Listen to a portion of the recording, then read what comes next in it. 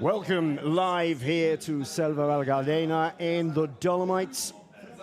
This is the 15th running of Hero Dolomites, the part now of the 5-round Marathon World Cup for the UCI. It's absolutely glorious here today. The race, of course, super tough. Is probably the toughest mountain bike race in the world, certainly on the marathon circuit. It's based around the Gruppo di Sella in the middle of the Dolomites. They are looking down on Selva Val Gardena, also known as Wolkenstein, just here. That's the start area, and they're heading up into that beyond. Also runs around the Gruppo di Sassolongo as well. This, the most beautiful race, runs through 5 valleys and climbs around the Gruppo di Sella, including some of the absolutely iconic ski climbs of the area, the Tante Cipies, the Pralonghia, the Araba, the Passo d'Uron, and Suras. This is the 15th year this race has been running and has gained a fantastic reputation around the world. So much so that it becomes the cornerstone of this 5-race UCI World Cup Series. 25,000 euros on offer over the 5 rounds for the men and women between them. And this is a crucial race because this is the middle race of the 5, and it could very well turn the whole tables on their heads. Not just professionals racing though, there are 3,000 amateurs. This is the wonderful thing about the format, the marathon format. You can get the amateurs starting after the main racing has gone off, a bit like a running marathon. And we'll get to see the racing, and everybody wants to enjoy themselves can afterwards. They can take as long as they like, which is probably what I'd be doing, to be fair. Warm up this morning then of the women's elite race.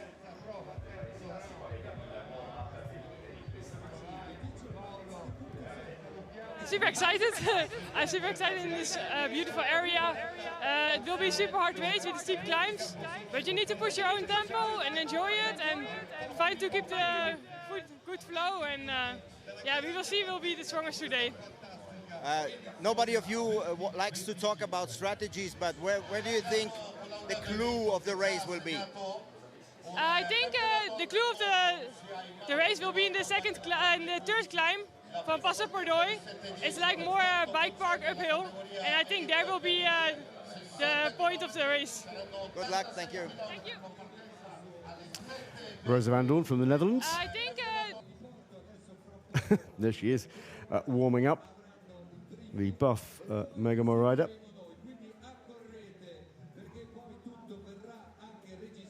I mean, every climb, it's steep, rough, it's extreme. Sandra Meyerhofer. That's Sandra Meyerhofer, actually.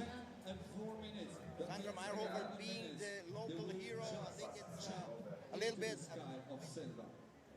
Oh, unfortunately, we didn't get to hear from her. I did get to hear from her last night, by the way. She was in good form.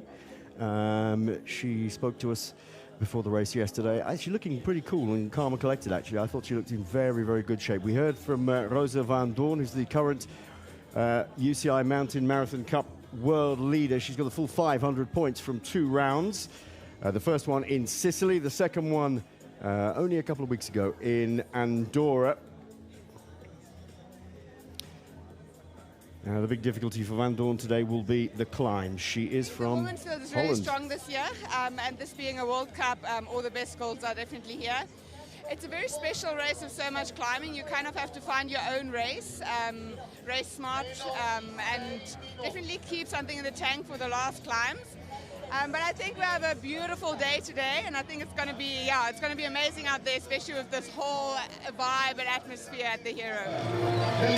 That was Vera Lusa. She won last year. The Namibian rider. Interestingly, she's flying off to, as soon as she finishes for the African Championship. She's flying back to South Africa. There's no real time difference, but it's a, you know, it's a 6-hour flight back to South Africa. It's the start of the women's elite earlier this morning then. Vera Lusa, as she was saying, you've got to ride your own race. There she is, just at the back of the shot. Big smile as she gets off. There's a little bit of a false start. All eyes will be on Rosa van Doorn, though, the current leader of the Cup. 500 points from the first race in Sicily and the second race in Andorra. Andorra's at some altitude, but this race is completely different. The things that really count on this race are the climbs, because they're very steep, they're very long, and altitude. They're very high up when they get to the top of the climbs here, and it really does make a difference. And Vera Lusa has been here for 3-4 weeks on and off, and spent the last week and a half up at the Gavia. So everybody who watches the Giro d'Italia will know all about the Gavia. At altitude, slightly higher actually than the highest of the climbs today. That is Adahilde Morath, just leading them out at a reasonable pace. Morath, a former winner here. The German rider has won twice in 22 and 23. She's a 4-time national champion. And she's the current European champion. Hence the jersey at the front. It was Morath, actually, we were just caught a little bit of earlier. She looked a little bit nervy. I think she knows she's got her work cut out today. There are some riders who've been in super form, and she's not been quite in the same sort of form. She was 13th in the last round in Andorra. She did very well in the first round at Capoliveri. Interestingly, Capoliveri round, the first round of the championships, was on exactly the same course for those people of my age who remember the 1994 race there, won by the great Ned Overend in the men's. Anyway, I don't think there was a women's race, but won by the men's great champion, the American Ned Overend. So the climb out of Wolkenstein, and then very, very quickly they go off-road onto these big, wide ski tracks, and they are climbing up to Dantecipies, which is the first of the big climbs. Up from Selva Gardena here to the Passa Gardena Dantecipies climb. Over 2,200 meters. This is the course for the women, 60 kilometers in length, down to Corvara. And then they're sort of rolling along to the Pralongia, which is the second climb of the day, that beautiful valley, all the way down to Pralongia, then drop down into Araba along the valley bottom and climb up to the Passo Pordoi.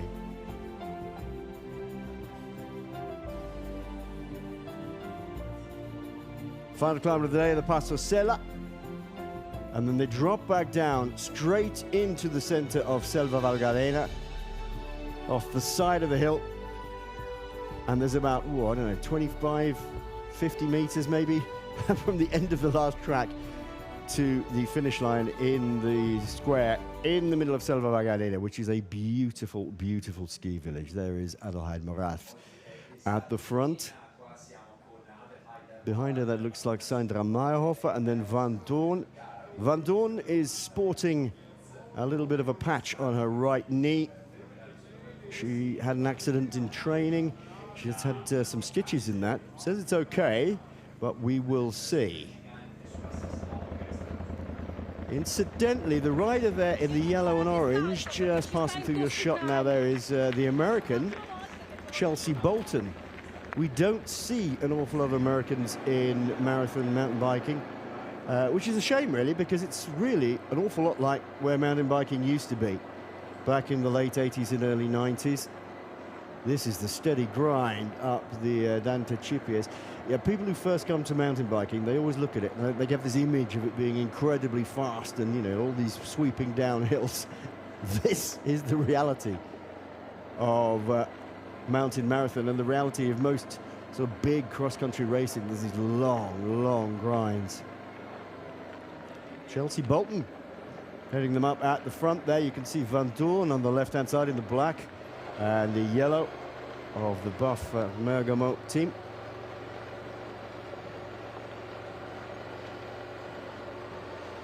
Claudia Peretti is getting a shot at the back there. Just trying to get a little bit of a less bumpy ride on the right-hand side of the track. I'm not sure that's going to work, frankly. There's a lot more big rocks there. And Chelsea Bolton pulling out a few bike lengths lead.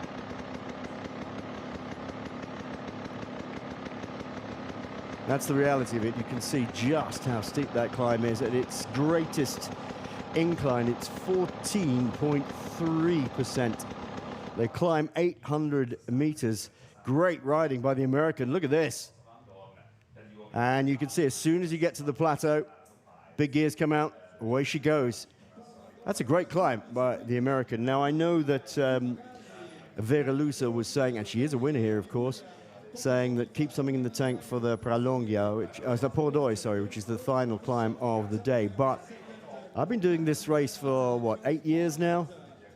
And I can tell you that a lot of the race has been won on the first climb. Those riders who are showing their strength can go away on the first climb, and often they stay away. It's a really good litmus test of exactly how people are in their shape. There's the Anticipius ski lift.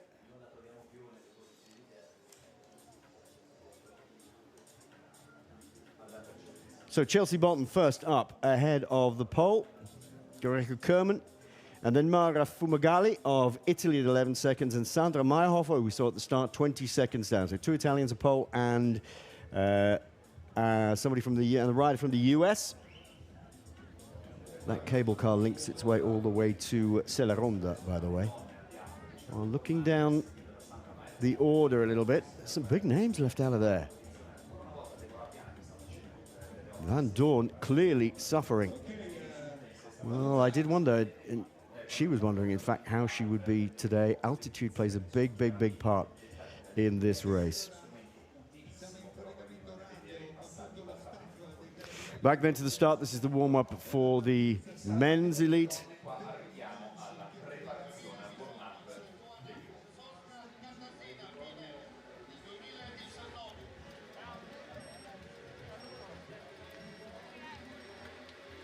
And this is something that you see more and more. I'm a bit nervous somehow, but feeling is good. Looking forward for it, and in the end, we will see who is the best.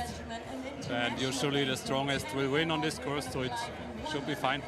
Yeah, it's a bit hard to predict because in the last World Cup in Andorra, quite some riders could go a good pace in the long climbs, and last weekend European Championships was, let's say, quite total different style of course.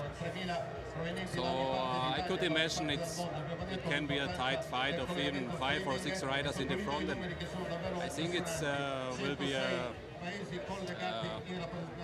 great racing, great show. Andrea Sivel, the German. Siamo pronti.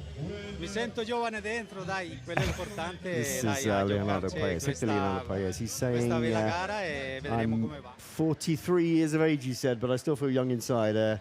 Still feeling good shape for today. For me, it's more or less to focus on my own race, because I know that the first guys, maybe they might be a bit too fast for me, so I will try to not overpace it and do just my own race and see where it will bring me in the end. That was Wout Allman, another rider riding for the Buff Bergamo team, but he is the current leader of the World Cup. Young Belgian rider. He has an exceptionally good season so far, I have to say. He won in Capeloveri. He was third a couple of weeks ago as they go away. Earlier this morning, he's on 410 points. This is quite important, actually.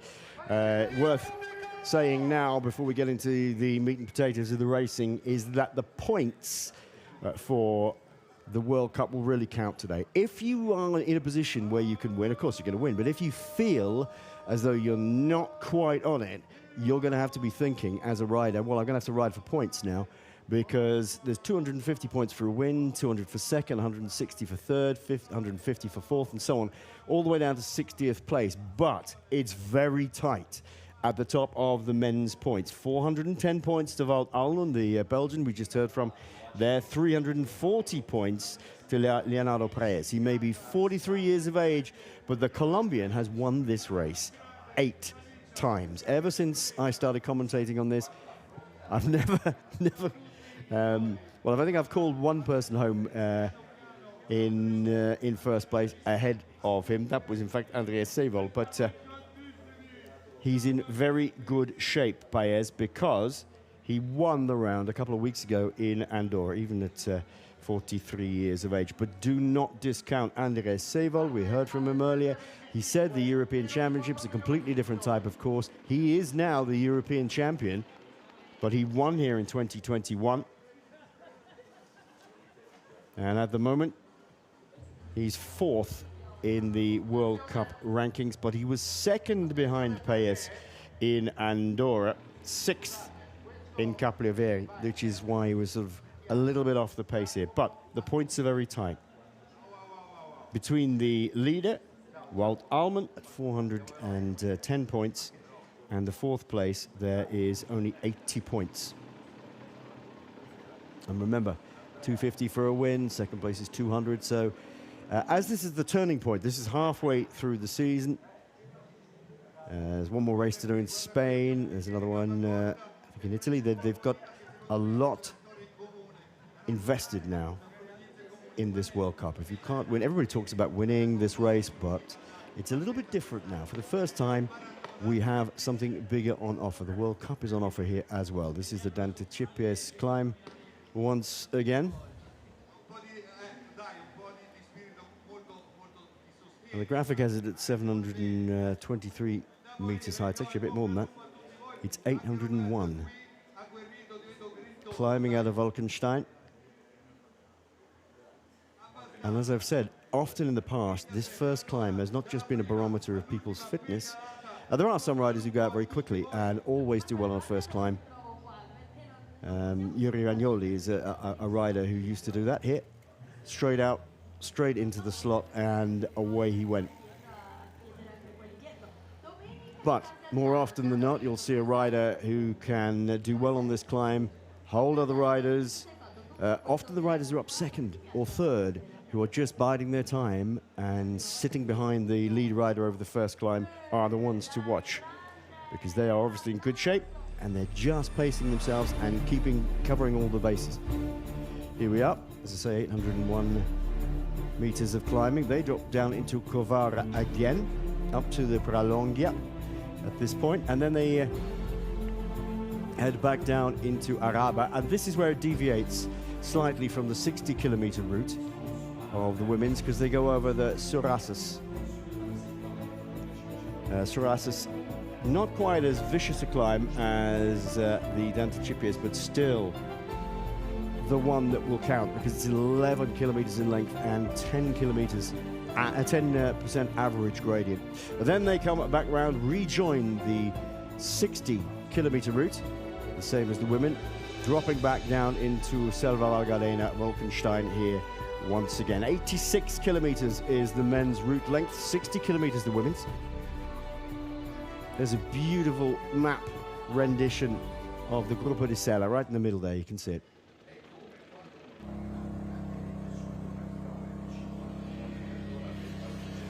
This is pre-recorded of the men's out on the first climb of the day. Remember to look for the jersey of the European champion on Andreas Seewald's shoulders.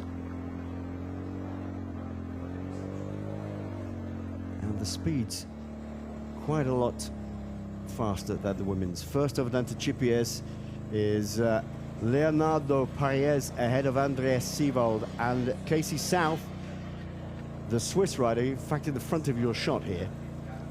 3rd over with just 1 second. Then Andrea Siffredi at 18 seconds back, the Italian rider. Great riding by Paez. Again, there's the European champion, Seewald, and Casey South.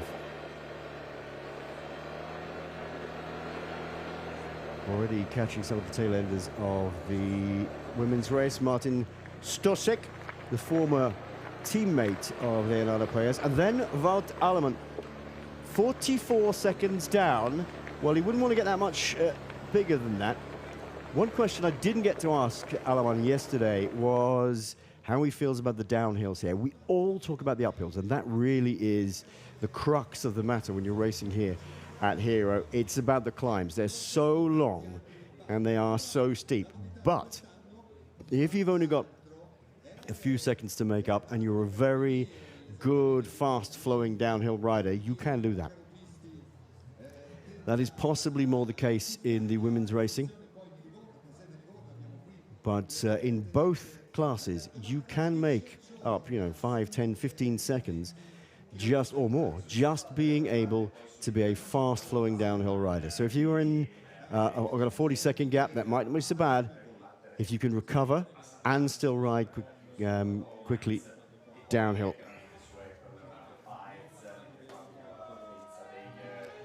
Well, one of the great things about this mountain marathon format is, of course, you can have a go yourself. As the men and women's elite are up ahead, just as you would get in a running marathon. Wave upon wave of amateur riders testing themselves, getting out and, really having a challenge. And when I say amateur riders, I'll tell you what, in these groups, there are some very good ex-professional riders. Back to the men's elite. Seewald at the front, Casey South still setting the pace by the look of it.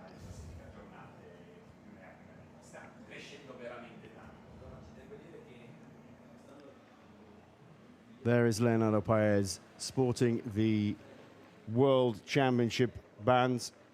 He's twice a world champion. Back in 2019, 2020, 43 years of age now. But look at this. Straight to the front, towards the top of this climb. And Andreas Seewald on the left-hand side of the shot.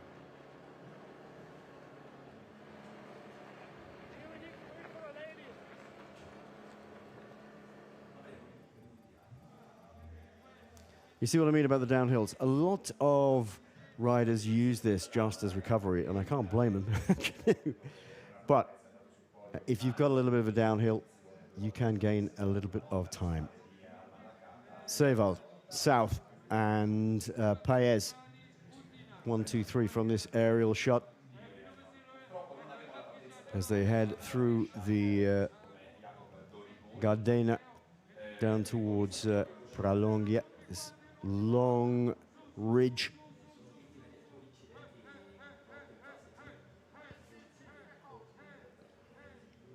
They're looking pretty strong, I have to say.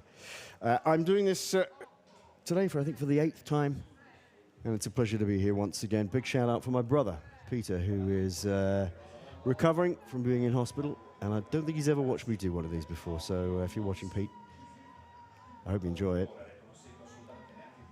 I'll show you what real suffering is. Look at these guys. Casey South, Andres Seewald, Sifredi, the Italian, just being tailed off a little bit. Back to the women's, and this is Sandra Meyerhofer, the Italian. As I said, she looked in fantastic shape, Meyerhofer. She was second here last year and third the year before. She really, when we asked her yesterday what's she missing in her career, she said, top step of the podium here, please, as I've been second and third. Meyerhofer, Greko Kerman from Poland. And it's interesting to see Maya Fumagalli there, Claudia Peretti at 41 seconds. But the Pole riding an excellent race so far. Lying 9th in the World Cup. She was 7th in Andorra a couple of weeks ago, 11th on the flatter sea level course, or almost sea level course at Capo Oliveri in Sicily. Looks like Peretti just being tailed off a little bit. Beautiful day, but it's incredibly hot today. You can see already the jerseys being pulled down. It was 30 degrees here yesterday. And thankfully, the sun is just spinning around behind the building in front of me and shading us here in the commentary booth, because at 9 o'clock this morning when I came in, it was like an oven in here. Well, I have to say the hottest commentary I ever did was on a finish line in the Tour de France many, many, many years ago, and they put us in the commentary booths, which were glass on one side and tin on the other side, and the sun beat down on us all day. I have never, ever been so hot in my life because we couldn't open the windows because too much noise. I think every commentator on that day was down to their shorts or underpants. It was unbelievable.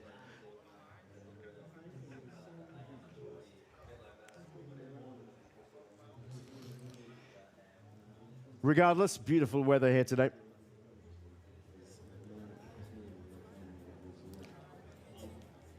$86 kilometers for the men, 60 kilometers for the women. There's a middle section as well, a middle race as well for the amateurs. There's a 71 kilometer effort if you want to do that, or you could do the full one.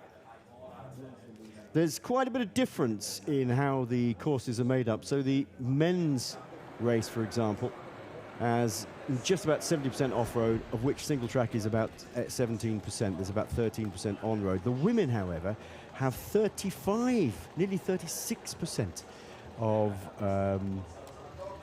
single track during their off-road. And that is quite a lot, quite different to the men. Here is one of those little bit of road sections. This is Paula Greca-Kurman, the Polish rider. Looking pretty good, actually. And the fact that we're concentrating on her here, although I haven't had anything through the headphones, I would suggest she's out ahead. And she keeps looking over her shoulder back down the hill a little bit, and that would suggest she's got a bit of a lead. This will be Moto 1.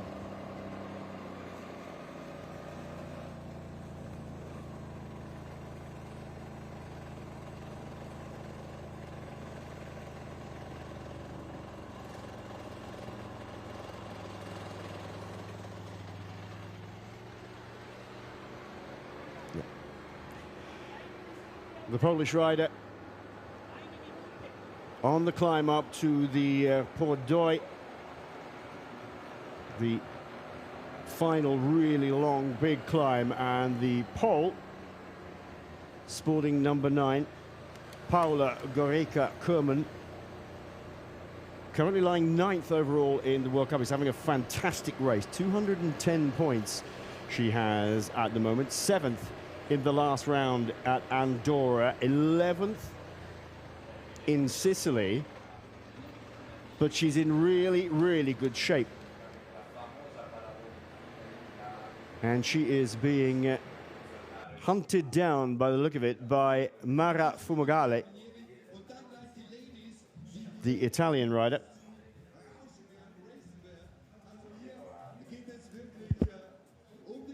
Wearing number 12. And again, looking over her shoulder, seeing where her opposition are. No sign whatsoever of Rosa van Doorn, the World Cup leader. She's from the Netherlands, and there's only one hilly part of the Netherlands, and that's in Limburg. And that is pretty hilly, and she doesn't come from it. Chatting to her yesterday, I was saying, well, how do you train for these? She said, well, you know what? I have got one hill where I live, and it's about 250 meters long. And you just have to get creative. You just have to ride up and back down and ride up and back down and just be creative with your coach and your training strategy. And nothing, I'm afraid, whatever Rosa says, can prepare you for this sort of altitude climbing unless you've done it before. I mean, she has done it before. She did it as an amateur way, way, way back. She did it with her father, actually, as an amateur a long time ago. And then rode, I think, 2019, something like that. Off-road then for Fumagalli. There's only 8.8% on-road for the women. Here we are. This is the Pordoi climb. Paolo Greco-Kurman ahead of Mara Fugmali, and then Sandra Meyerhofer. Vera Lusa is winner. Deborah Piana, Claudia Peretti, Adelheid Marath, a double winner here. Niemkiewicz, I think she's been 16 times the Bosnian champion. That Rosa Van Doorn in ninth spot, 8 minutes, 48 seconds down. So it doesn't matter what that says there. Your winners, I'm afraid, are coming out. I think the winners are coming out of the top two. And Meyerhofer is going to, Meyerhofer and Lusa probably, and Piana will be looking at mopping up that last step of the podium. Only 60 kilometers in length, but it's a devil of a course. It really is. You can see ahead of them on the live tracking here at Sella at 50 kilometers. And after that, it's pretty much all downhill. Fast, sweeping downhill through forestry roads, forestry tracks. We've only ever had rain here a couple of times. 2 years ago, I remember it rained. Not hard, but it did make things a little bit slippy. And you get pools of water standing, but it's been as dry as a bone here. And very hot today, so it'll be dusty more than anything else. Great riding by the pole. Well, she was right up there on the start. Dante Chipies, she was just biding her time, making sure she could keep pace with all the other riders. This is the Polish rider leading the race. And the moment, Paula Greco-Kurman. The big question is, how close is Fumagalli really? Oh, yes, go on, go on, go on. That's it. All, of course, riding on 29ers. I don't think I've seen a single bike with 27.5s or 650p tires at all. They were sort of played around with it for a couple of years, but that was quite a while ago now. On these sort of courses, of course, 29-inch wheels are a major advantage because they roll really well. They roll fast. And they give you some really good stability on the downhills. Interestingly, when the early pioneers of mountain biking, the Charlie Kellys, the Charlie Cunninghams, Gary Fishers, Tom Ritchies of the world, when they were building bikes, Joe Breeze, they wanted to build bikes with 700C wheels, which is 29-inch, but they could not get the tires. The only tires they could get were for BMX cruiser bikes, which were 26-inch wheels. So that's why early mountain bikes all had 26-inch wheels. And of course, it's still the most popular mountain bike format tire around the world in total. This is Sandra Meyerhofer. Plugging away, looking pretty good actually. You can see this, the type of trails there are here. There's quite a bit of a loose section, but some really big, well-embedded rock in here. So a 26-inch tire has the advantage of if you've got lots of ruts and things like that, it rolls through them pretty quickly. But on a course like this, you're getting more for your money with the 29-inch wheel. Most riders at the front in the last couple of years have been riding with cross-country full suspension bikes, so limited travel front and rear, and some with electronic shifting. But I have to say, walking through the pits yesterday, I was noticing that quite a few of, certainly in the men's elites, were going for a hardtail. All the bikes that were being tuned and serviced were hardtail bikes, bar a couple, I think. But right here at the front, you can see our lead riders here. in the women's race are on full sus bikes. Bit of a shout out to the riders behind on their on their trail bikes. I think they're Huskies actually, Husqvarnas. This is a change of lead by the look of it. This is a great bit of climbing by the Italian rider Sandra Meyerhofer, but it looks like to me, who has now caught the Polish rider Paula Goreko-Kurman. Fabulous, fabulous climbing by Meyerhofer.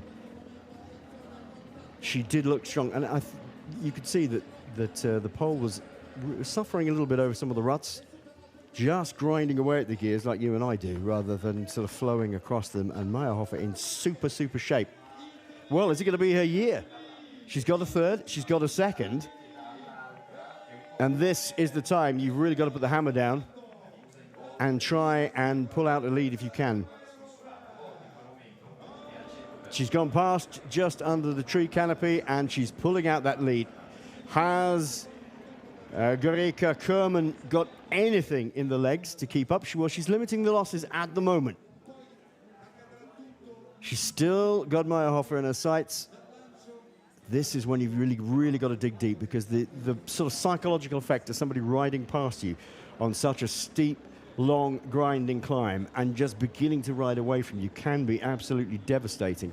I mean, they're all professionals, they're all used to this, but even so, out of the saddle for the Pole, and that hasn't been the case for Meyerhofer. Still sitting in the saddle, better traction, looking good. That's a great bit of climbing, super style. It's amazing, really, isn't it, that we've come full circle with wide bars as well. Back in the day, back in when roadies came into riding on mountain bikes, back in the sort of early to mid-90s, all the handlebars got very flat, very short, which is what we were all told we were meant to do, big flat backs, just like road bikes. And quite naturally, the bikes have sort of gone back in some ways to what they were in the late 80s, early 90s, with wider bars and slightly more upright positions. Oh, the Pole, to me, looks as though she's completely blown. You could just see the body language of, I'm not going to be able to pull this back, I don't think. I'm having a bit of a trouble here. And this is when it gets difficult, when she starts to be obscured by the camera bikes in front, and really, really suffering is Goreko-Kurman.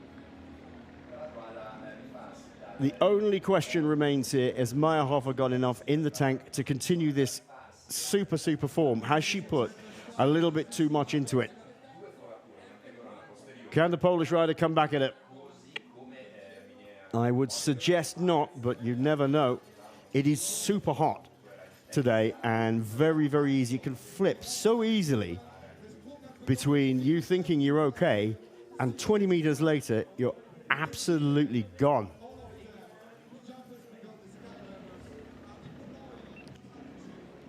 And Meyerhofer has spent a lot of energy chasing that back wheel of the Pole. And there is our second place rider. Really lying a little bit further down in the World Cup than perhaps she would have liked to have been, with not such a good ride in the first round at Capolvilleri. 11th place there meant she only amassed 90 points.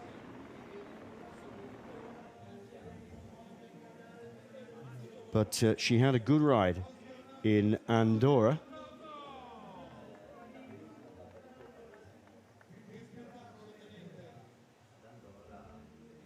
Andorra in Netherlands. Again at altitude, but not anywhere near as high as this. You'd think it would be in Andorra, wouldn't you? But this is by far the most brutal of the mountain marathon races anywhere on the calendar. It's a sport that's really become the preserve of the Europeans and all the nations that you would suspect would be right at the top. the Swiss, the Germans, the Italians. The Italians absolutely love it. More Italians than anybody else here today, unsurprisingly, because it's in Italy. But there are 46 different nations represented here. For those people watching back in Britain, there are 2 British riders in the women's, Daphne Jones and Amy Henshaw.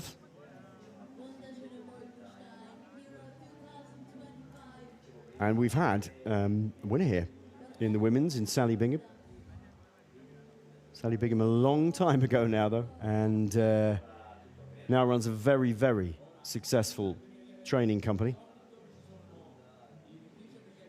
for riders who want to get the best out of themselves in any discipline. But if you're watching, Sally, welcome to the coverage. I hope this is bringing back painful memories to your legs. Deborah Piana in 3rd spot there. Vera Lusa in 4th spot. Vera Lusa, the Namibian rider, winner last year. And, well, she hasn't got the legs for it today, that's for sure. But Sandra Meyerhofer, what a ride she's having. She does not seem to be slowing down. The pole hanging on as best she can. Good riding by Deborah Piana as well, lying 4th overall in the World Cup. This is going to do her World Cup rankings no harm whatsoever. At the moment, she would be gaining 160 points for a 3rd spot. 5th in Niceland, 4th in Capo Oliveri in Sicily. So good, consistent riding by Piana. Sandra Meyerhofer, 3rd in the rankings so far. So if she added another 250 points to this, she would certainly do her chances of an overall victory no harm at all. She is currently on 340 points. That would take her up to 590 points for a victory, whereas Rosa van Doorn, who's lying in 5th spot, she would get another 140 points. So she'd still retain the lead, but she gets no victory here. Even though she's sort of 8 minutes down, it's about position rather than timing. So you can have a really bad day in the saddle on a particular race, as long as you can sort of limit your place losses. That's the main thing, and we talked about that early in the day, early in the race. This is Mara Fumagalli, the Italian rider who was doing so well early on, trying to hang on to the coattails of the pole, but slipping backwards. Bit of a respite, bit of a rest for our leader, Sandra Meyerhofer. When I say a rest, I say that advisedly. It's just a sort of flat section. She's still got to keep the hammer down, but not in that sort of grinding, climbing way. You'll ride at about 90% here.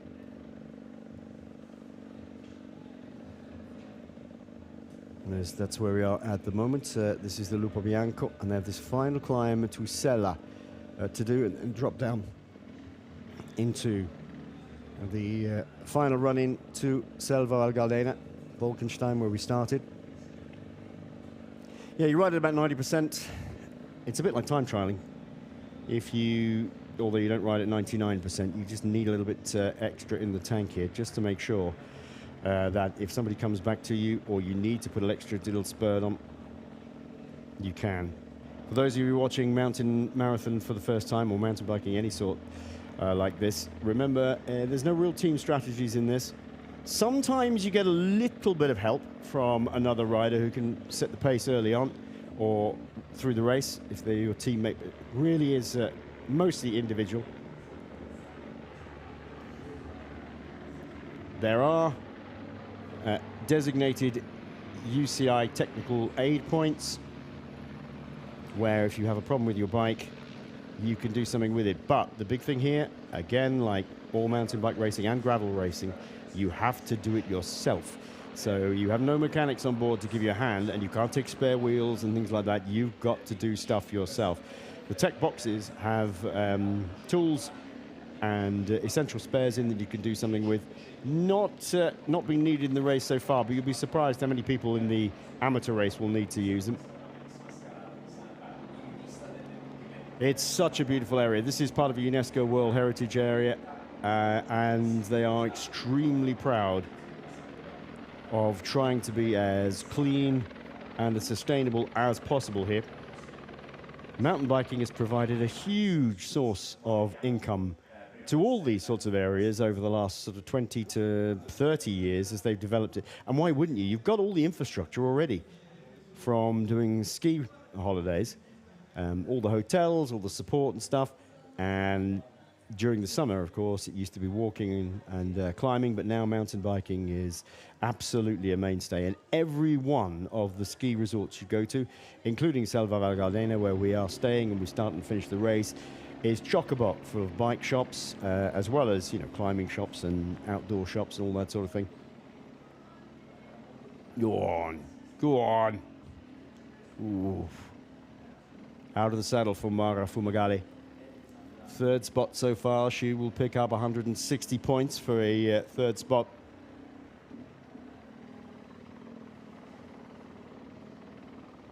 And having to get out the saddle is, I think, what you see the difference between sometimes between the riders who are really in good shape and the riders who are really suffering. Fumagalli, I think, has passed the pole. Who's in the bottom of our shot there. So the Polish rider Gareka Kerman may be sliding down the order a bit. It's a bit difficult to tell from that shot, but this is our leader, Sandra Meyerhofer.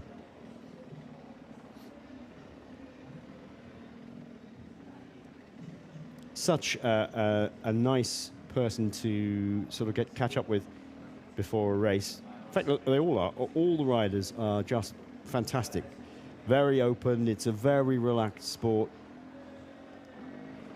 You know, unlike sometimes road riding at the top end of the sport, where you're in a team and it's all very controlled, and you know you have a director sportive and you have all this. This is very, very, very much more relaxed. That's a big hangover all the way from the early days of mountain bike racing.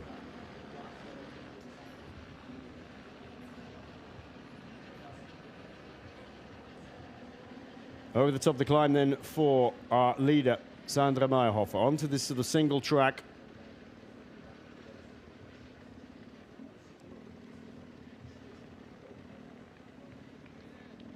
Now on the Passo Sella.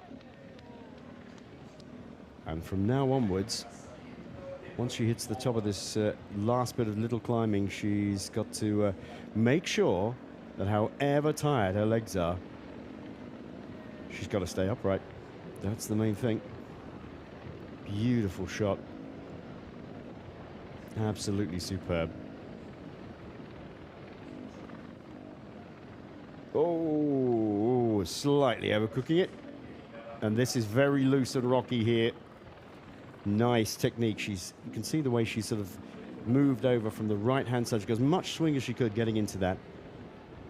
Run off as fast as you can, and then she had to get across the rocky middle section into a little bit of track which has been dusted off by vehicles. Oh. Fumagalli goes straight down to the lowest gear possible to get up here by the look of it. And Fumagalli confirmed as having taken that second spot away from Gareka Kerman, and quite comprehensively as well. And she is chasing down Sandra Meyerhofer. She has left the best till last, the Italian. Fumagalli has ridden a blinding last climb, or last big climb,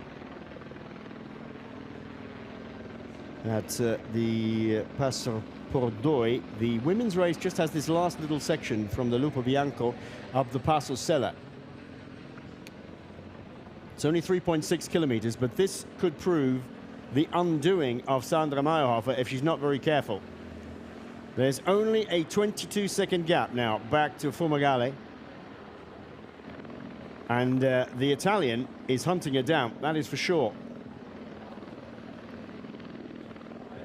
Meyerhofer still looking nice and relaxed, but maybe just a little slower. Now, there may be somebody at the side of the road who might shout out what the gap is if they're following the live feed, but unlike road racing, there's no radios here.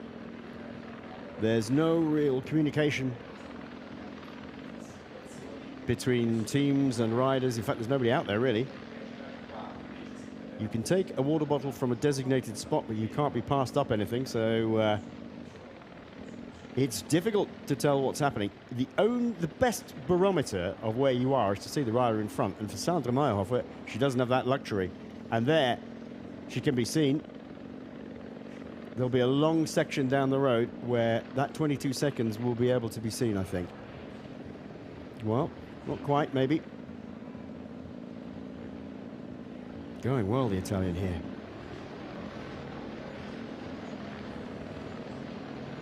I think she has an inkling that Meyerhofer is up ahead and is catchable. She must be feeling quite good.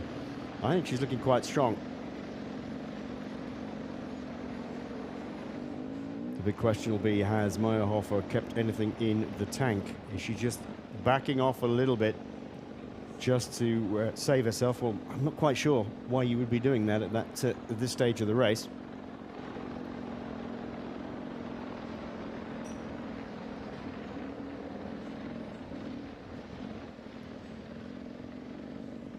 And we're concentrating on the second place rider. She'll surely see Meyerhofer up ahead there. Surely.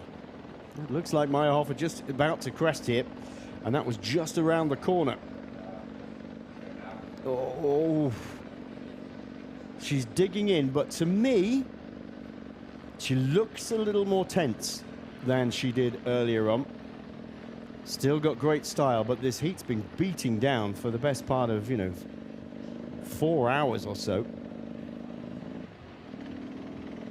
And whether she still has it in the legs is another thing. Shoulders a little bit more tense, whole body just a little bit more tense than it looked on the previous climb. So the fingers crossed in the Sandra Meyerhofer camp, I have to say.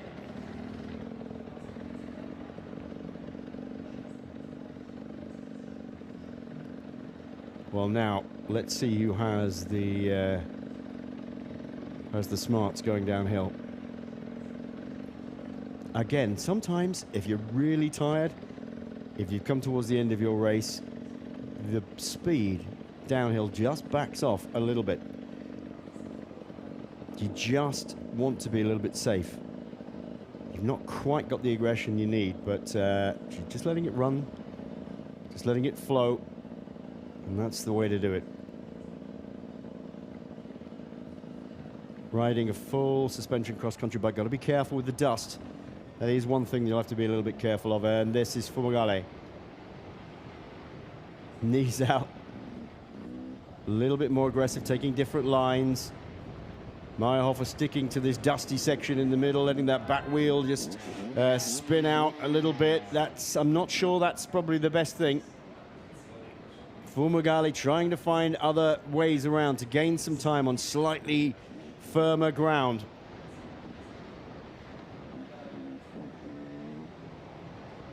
"22 seconds was the last gap we saw. Let's see how Fumagalli comes through this section here. We've just seen Meyerhofer take it.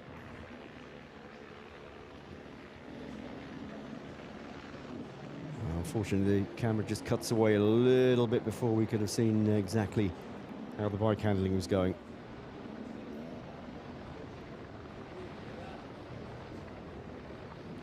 Terribly deceptive, actually, watching people descending. You can never quite tell how fast they're going. Often their body language will look as though they're flying down, but perhaps they're not. Perhaps they're not quite as fast as you think they are, and vice versa. When we see the men's race at this particular point, nicely done. Watch out for the descending style of Leonardo Paez. He's just fantastic. Just lets the bike do all the work, The pistons of arms and legs working as dampers as well. Just letting the bike run away and do what it wants. It's such a super flow. They talk about keeping the flow going on courses like this. There is, in fact, what they call a flow course here, up on the Pralongia. So earlier in the day. But you can see what they mean by flow. You've just got to let the bike do its thing. Meyerhofer.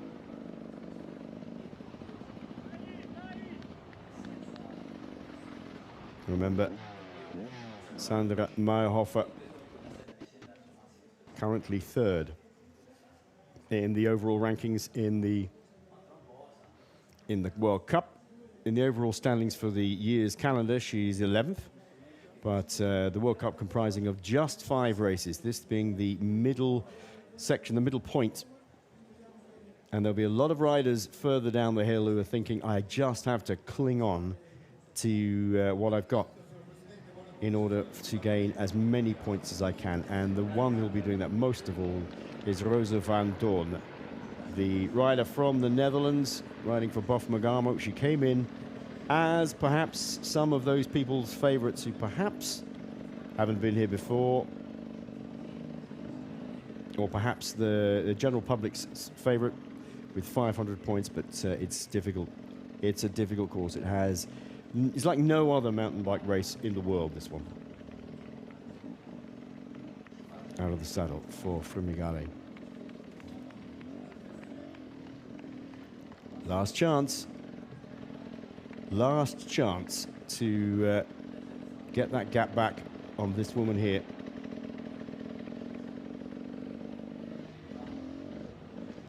It would be very, very good to be able to get a time check.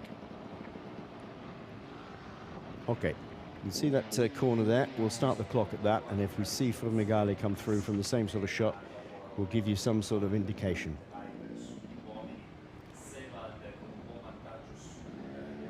Being a little bit careful. That's a good scheme. Get off the track and try and get on the grass. Mind you, having said that though, anybody who's ever been walking will know that dry grass can be as slippery as ice if you're not careful. Well, they still have it down to 22 seconds, the gap at the top of Sella. Meyerhofer, Fumigale, then Gorecha, Koeman, Piana, Marath, Vera Lusa, and Claudia Peretti at 8 minutes and 13 seconds down. So, no double win for Vera Lusa.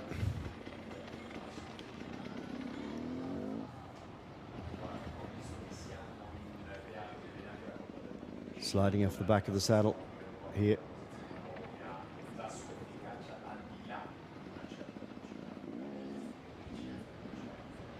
That saddle been dropped just a little bit for this descent she's in. The bike, you see the bike moving underneath her, and she's trying to keep the body as steady as possible, but still loose.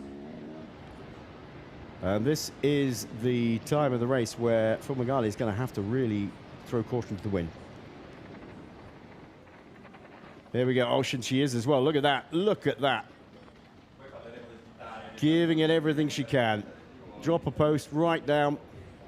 And Fumigale knows she's got to give it absolutely full gas here. She's now traveling too fast to even think about pedaling, but she's got the speed up. And although it looks a little bit more ragged, the fact is it's going to be as quick.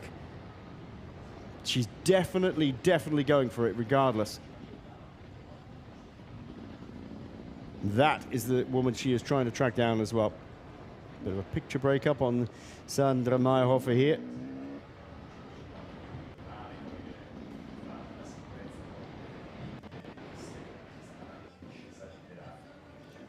Meyerhofer, who's had a second place here last year. She was third the year before. Remember, she was second in Andorra, so she's in really good shape. And they are in this last section now, running down towards the finish in Selle Val Gardena. And unless this rider here, Fumigale, can pull that back very quickly, it's going to be a win for Sandra Meyerhofer. Great second place, though, for this rider. At this point, I have to say, I don't remember a racer being caught in this race. I've seen riders come close and try very, very hard and cut the gap between the winning time and the second place time to a handful of seconds instead of a minute. But that has more to do with the lead rider knocking back on the pace, knowing they're safe, than it has the chasing rider actually eating up ground.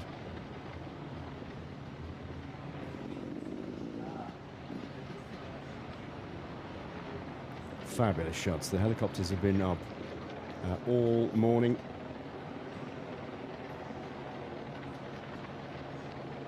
And we are concentrating on the second place rider here, Mara Fumagalli. Meyerhofer ahead of her, the Italian. So Italians 1 and 2 in the elite women's.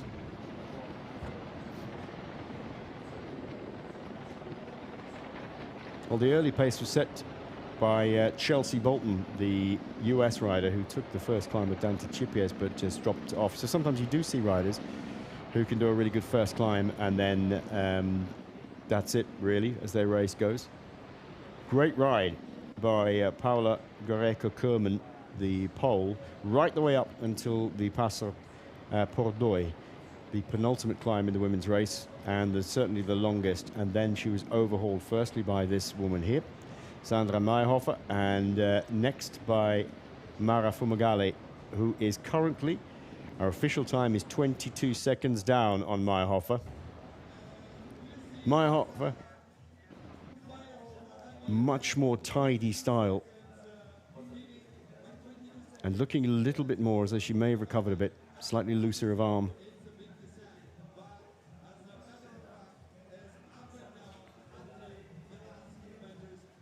And here we are with second place Fumagalli, still pushing hard. We could really do with a visual or an official time check, because there's not very far to go now, and it's really difficult to tell whether this lady has managed to keep that 22-second gap or extend it. Who knows? Fumagalli looking good though, but moves around on the bike a bit more, so it can be deceptive as to whether she's faster or slower, or whether she's ragged or not. Just her riding style is slightly different. Here's our third place rider. This is the pole. Goreco-Kerman, Paula Goreco-Kerman.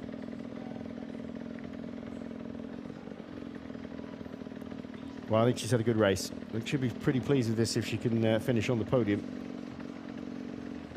Of course, she'd love to have won, but currently 9th in the World Cup ranking, 7th in Andorra, 11th in Capo Olivieri. So she's going in the right direction. A third spot would net her 160 points. That would take her up to 370 overall.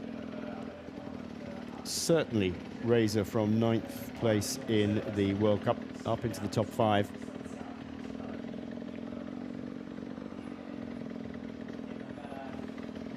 Tyre choice and pressure absolutely crucial today. We don't tend to see too many punctures at the top end here of the racing. Of course, they do get them, but thankfully, it's not been too bad. Meyerhofer. Beautiful weather and super hot today. I think this is one of the hottest of the 15 editions of Hero Dolomites. Certainly one of the hottest I've been on.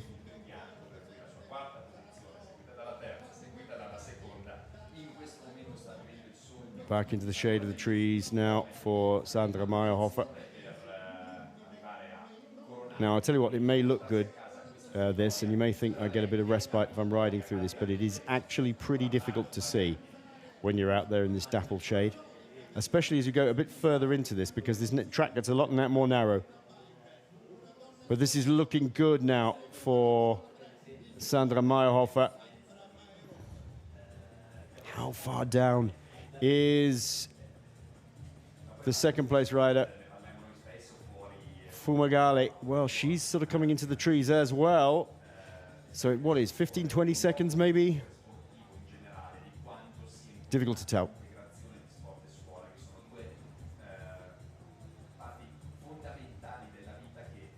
This will get narrower and narrower, and these little switchbacks. And the last kilometre or so into the finish is pure single track.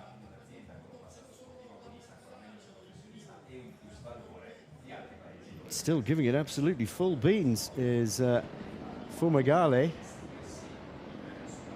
Out of the saddle, in the biggest gear she can get into. Still doing some pedaling to try and make things work for her. This is the point actually where occasionally in the rain it gets pretty muddy and slippy. Just that little point we've gone through. Meyerhofer just has to roll over these. Oh, it'll be so tantalizing to get an overhead shot with the two of them both in it.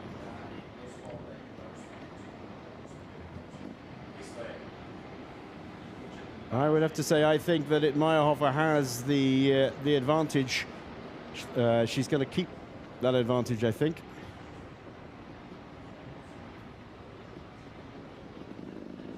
Absolutely flat out. And there, in the distance over the top of your shot, is the finish at Selva Val Gardena. Wolkenstein is going to swing back off right here, back onto the single track area. And what can we see further down the slope? It looks like a good advantage. That is assuming we were looking at Meyerhofer.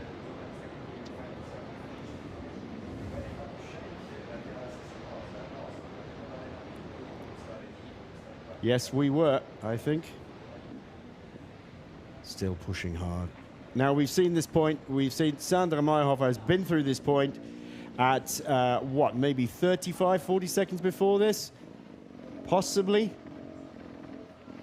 So Meyerhofer has managed to hang on to that lead, despite that sort of obvious difference in look, in styles. Meyerhofer has not only kept her lead, but she's actually pulled it out over Mara Fumagalli. She is going to get her top step of the podium. She's been second here. She's been third here. And she was quietly just saying yesterday with a half smile, I need the full set now. And she's going to get it. Sandra Meyerhofer in the very final stages of this race. She knows she's got it in the bag now. I wonder what will be going through her mind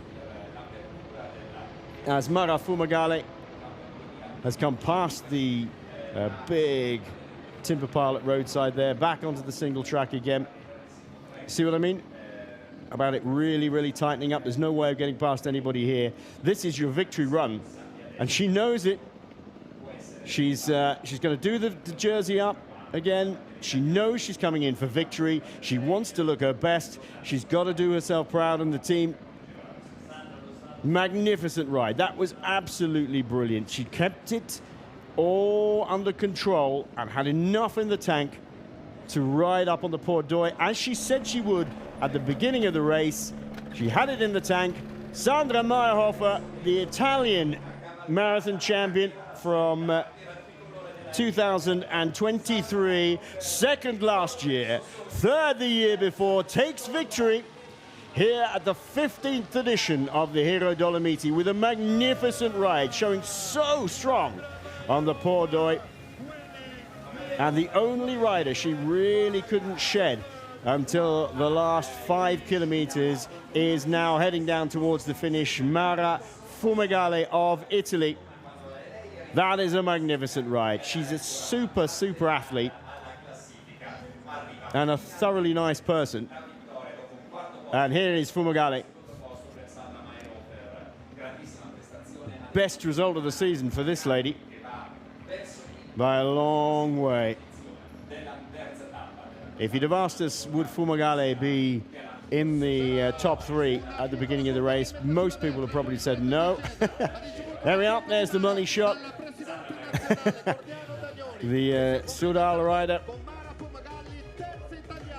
makes the top step of the podium finally after the last 2 years of second and third spot. Great riding here by a fellow Italian, Mara Fumagalli, heading down towards the finish for second spot. Let's not take anything away from her because she rode super hard. Just not quite strong enough on the day to take it in the last 10 kilometers. But you can't say she didn't try. She's very entertaining to watch, that is for sure. Mara Fumagalli raises a hand for second spot. I think she'll be happy when she looks back on it, the KTM rider, but you can see in her face they're going so near, yet so far. Second spot for Fumagalli. Now the smile appears.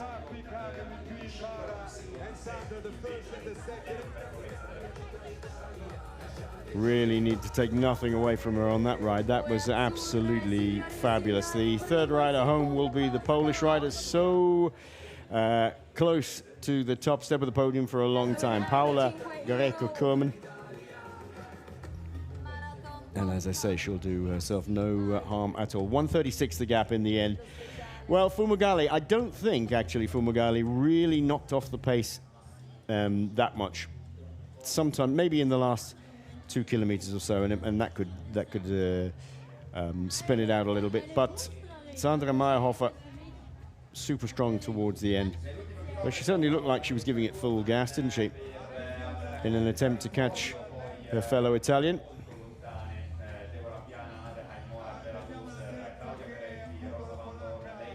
And people will sit up and take notice as they head into the next round of the World Cup.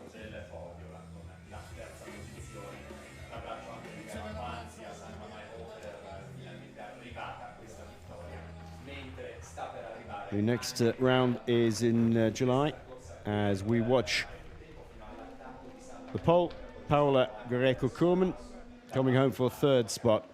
And a fantastic ride. Looking over her shoulder, just making sure there was nobody there, but that's a great ride. And you have to know when you've got two stronger riders coming at you that you've got to dig in and secure your place on the podium, and that's exactly what she's done. 3 minutes and 29 seconds down on Meyerhofer. Great riding by the Pole. That's Carlo Brenner on the right-hand side. He's the Hero press officer saying, "Do you want a drink?" Yes, yes is probably the answer to that. She's pleased with third. And as I say, that's going to do her World Cup places no harm at all.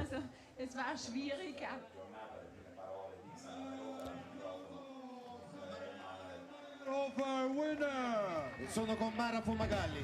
Gli ultimi chilometri sono stati. And the next round is in July the 13th. They got a bit of a respite for Black Forest Ultra Bike Marathon in Kirchzarten in Germany. Final round isn't until September the 21st. That's another interesting one, because that's the ride in Girona on the Costa Brava, the Sea Otter Europe. 21st of September. So these next two races will decide who wins the World Cup. Today we'll see Sandra Meyerhofer inching towards the top spot. Back out on the course with live timing. Deborah Piana is going to take fourth spot. She's fourth in the rankings, remember. So she gets another 150 points to add to her total. And again, creeps up on the leader, Rosa Van Doorn. I think Rosa Van Doorn's going to hang on to that lead just about. If she comes home within the top 10, 95 points for the 10th place. But then you're in the hundreds after that.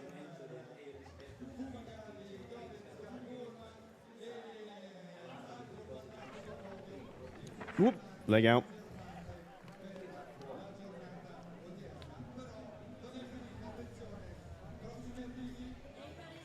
I think that's Adelheid Marath, is it? Or is that Piana? There comes Piana. Fourth spot for Deborah Piana. And the usual media circus starts around the winner. Sandra Meyerhofer being interviewed already. Good ride by Piana, as I say. She was 4th overall in the rankings for the World Cup. Congratulations to this first win after 4th, 3rd, and 2nd rank in the past. Yeah, it took me 4 years to get here, so it's really, it's sweet to the victory. I got some prizes over the course today. It was a really difficult day, but in the end I got strong legs, and in the attitude I was feeling fine. So I'm super happy and super proud to take the win. It was a revenge for the European Championships, where you had a flat, you punctured 2 times.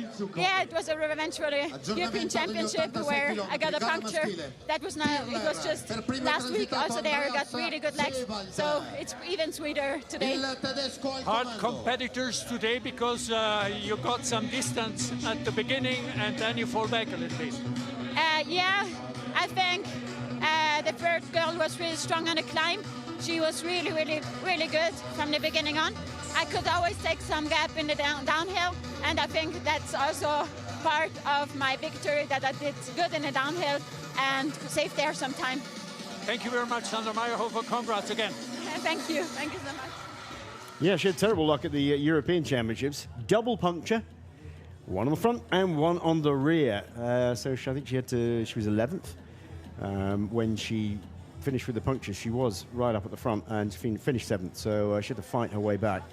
Bit of a disappointment there, but that's racing. That's what happens. But as she said, she had the good legs, she had good form. She showed it today. And interesting, isn't it, that we were talking earlier about downhill. Nobody really mentions the downhill here. They always talk about the climbs because they're so vicious. But Sandra Meyerhofer making a point of saying, I was good in the downhill, which means I can either extend the gap or keep the gap. And totally different riding style to Mara Fumagalli, who was 2nd, who's far more, I suppose, entertaining if you look at it that way, as a downhiller. But it isn't any faster. The downhill playing a real part. And this is Vera Luza. Vera Luza, last year's victor, the Namibian. Ooh, not a big gap, though. Not a big gap over Adelheid Morath, former double winner here and current European champion. So she's just won that. 6th spot for Morath. She looked pretty nervous at the start. We just caught a little clip of her talking, saying it's going to be really tough today because of the heat. 6th place for the German, 9 minutes and 4 seconds down.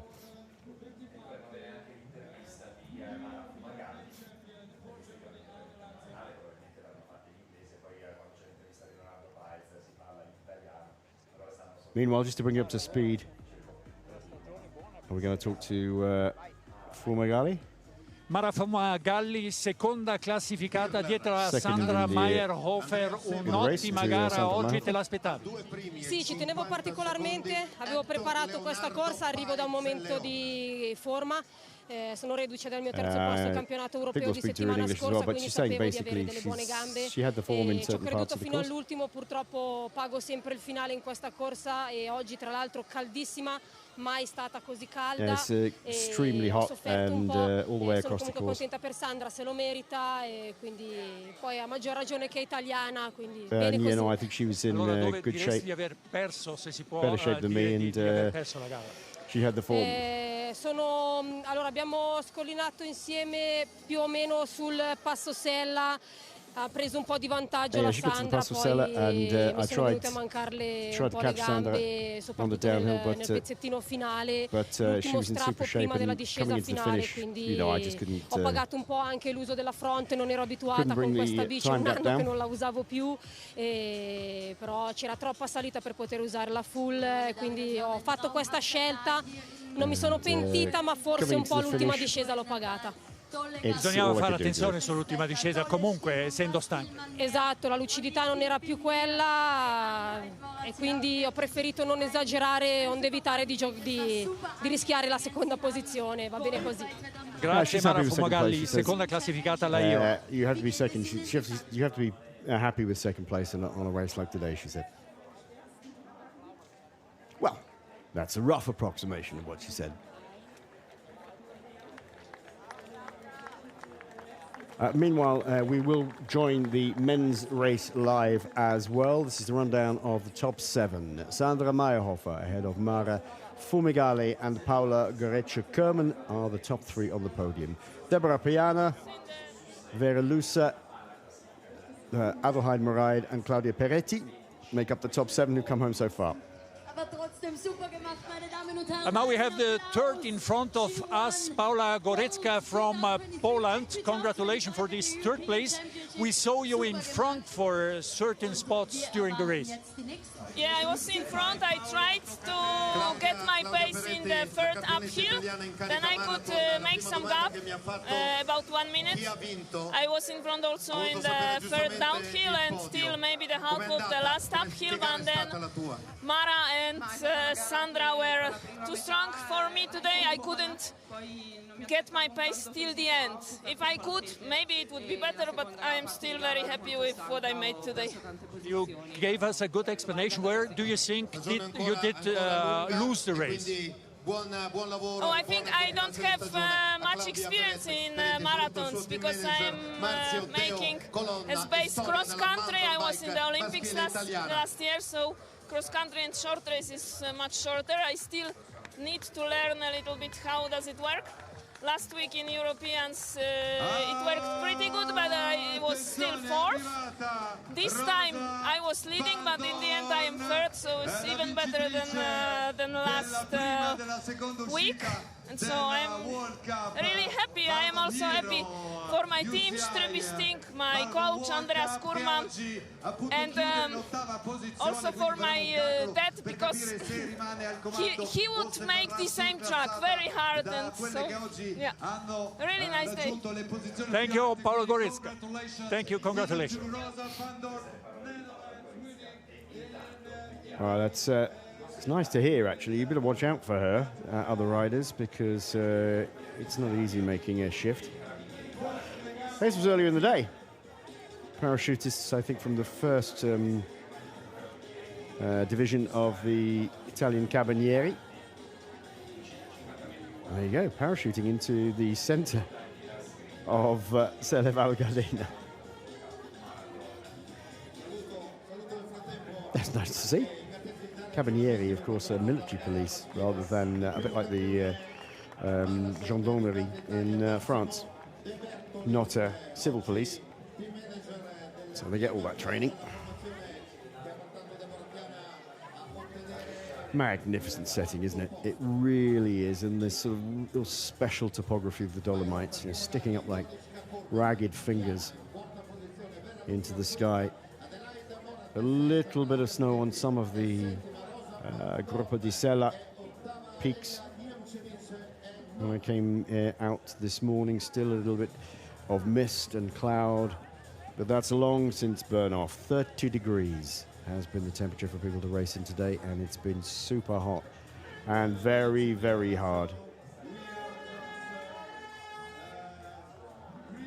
Doesn't this take you back to some of the races that used to be run back in the late 80s and early 90s, or even through to the mid-90s, especially in the United States? Big Bear and all those sorts of things, big downhill tracks. Back then to the men's elite. Oh, look at that.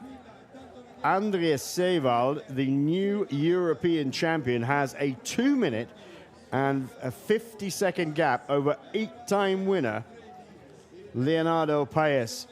Andreas Sifredi at 4:55. That's a really good ride by him. And Casey South at 5:06. Again, another good ride. He rode well in the first half last year, Casey South. Sifredi, I wouldn't have had him up there, I have to say. But that's a really, really good ride by Andreas Seewald. He was playing his cards very close to his chest yesterday, Sevald.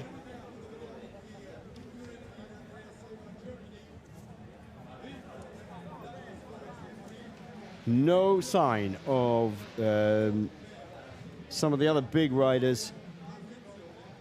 Third in the ranking, Gielli de Cosmo. Nowhere to be seen at the moment. Wout Alleman, the Belgian rider, at the head of the standings with 410 points, leading after 2 rounds. Third in Andorra, not up there. Remember, it's now, as I said before, for the first time in Hero, because it's part of a series, we get to talk about something else. Not just the direct victory, but you've got to think of the points as well, because you've got 5 races to win this World Cup. Now, Wout Alleman didn't have the luxury of Rosa van Doorn. Rosa van Doorn had won both previous rounds, so had a big points advantage over her next nearest rival. That is not the case for Alleman. Alleman on 410 points, Paez on 340, De Cosmo also on 340. André Sevald, in your shot, only on 330 points. Fabian Rabsteiner of the Tapado Kenda FSA factory team on 255. Then Nicolas Samparisi on 225. Eskil Le Evanson of Norway on 220. And then the Spanish champion, Sebastian Gesche Antona, on 188. But none of those riders really featuring in the top 4 at the moment. Casey South in there. Great ride by Casey South. The Swiss rider, I think, has raced a lot in Canada. Or has some Canadian heritage in him as well, I think. André Sevald was very cagey yesterday about his current form. The Singer KTM Racing rider, not in their colours, of course, because he's riding in the European Champions colours, which he won just a couple of weeks ago in Switzerland, in Evelene. Totally different type of course, though. Nothing like this at all. He was second in Andorra in the second round of the championship, 6th in Capolaveri in Italy. So he's having a very, very good year. He should have done well in Capolaveri, actually, because he won the marathon mountain bike world championships there in 2021. He's also been the European champion before. 2021 was really his year so far. He won the European Championships at Evelini in Switzerland in 21. He also won Hero here in 21. Sorry, when I said the European Championships for this year, that was actually in Casale in Italy. So forgive me for that. I was just misremembering. 86 kilometers in total, and so 12 kilometers to go for Andrés Sevald. He's on the Zallinger. Interestingly, the Averix Hero Challenge is on the Zallinger this year. That's for everybody, not just professional and elite riders, but it's for all the riders out doing the sporting side of it as well. It's a timed climb. It's a time trial, basically. 3.5 kilometers, 300 meters of climbing up the Zallinger.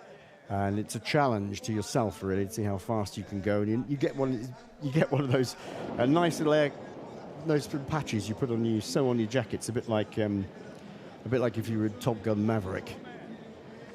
Mavericks sponsoring it. They, of course, do military apparel for fighter pilots and things. So, hence the link. Looking good. Andrés Sevald just enabling himself to pedal in the bigger gears when he can, keeping it rolling nice and fast.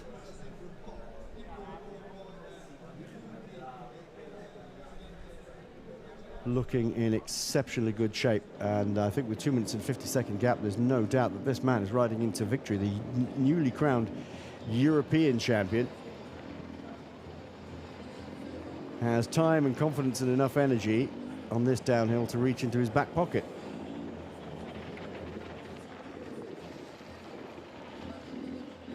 Well, he is, as I said, the new European champion, which he got a couple of weeks ago at Casale in Italy. And was super cool yesterday, and as I say, very cagey. Adopting a bit of a time trial stance here, look. Hands on the bars right towards the centre. That takes you back loads of riders, doesn't it? That's what we used to ride in full stop. Couldn't get any further in than that.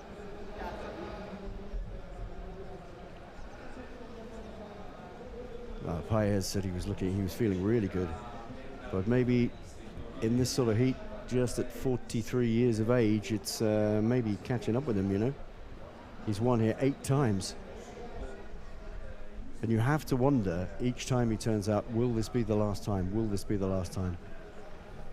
There's no shame in second, but he does love to win, and he loves this course. He's made it his own, Leonardo Paez, but not today. Andres Seval is going to, barring any absolute disasters, puncture, crash, he's still pushing hard. Is going to ride in towards victory. Totally different course.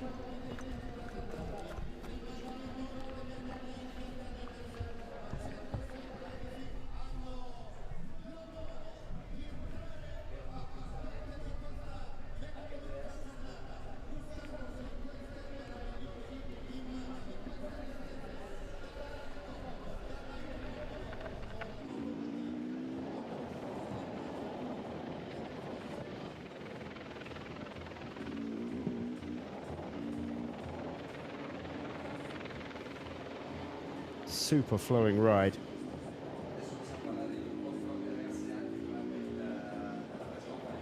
Such a good-looking rider downhill.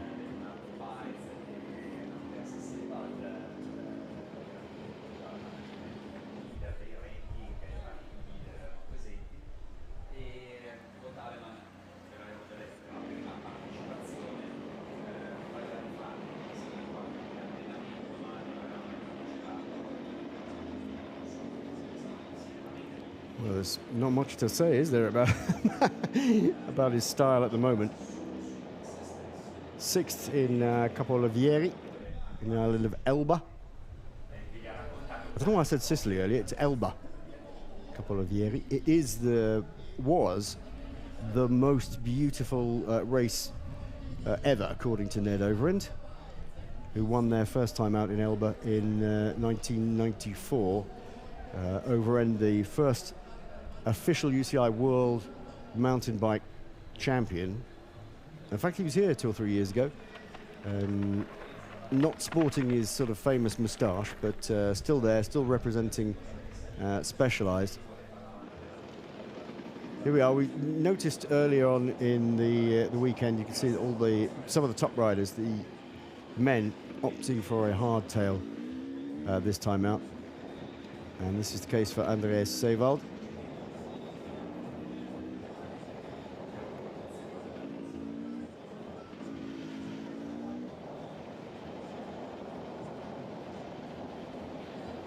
Just a pleasure to watch, isn't he, downhill? Really, really super quick, and just letting that bike again do the thing. Knee out just to correct the angle a little bit. Straight back on the gas as soon as he can. Just shifting the weight slightly over to the right now.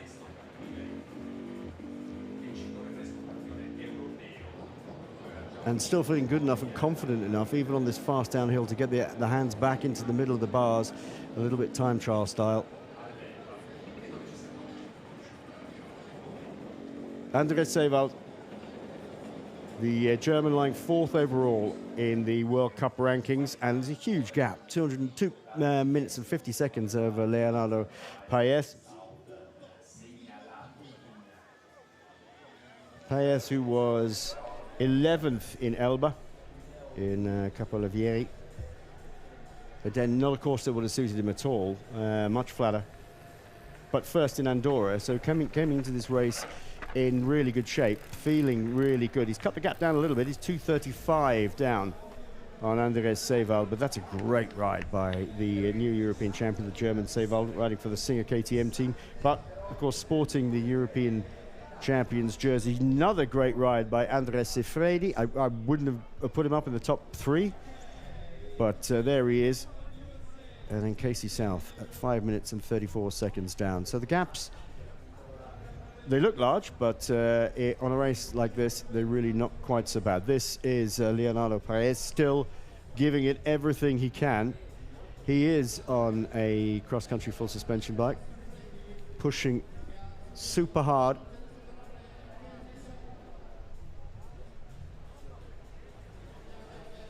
He's very proud of his record here at Hero.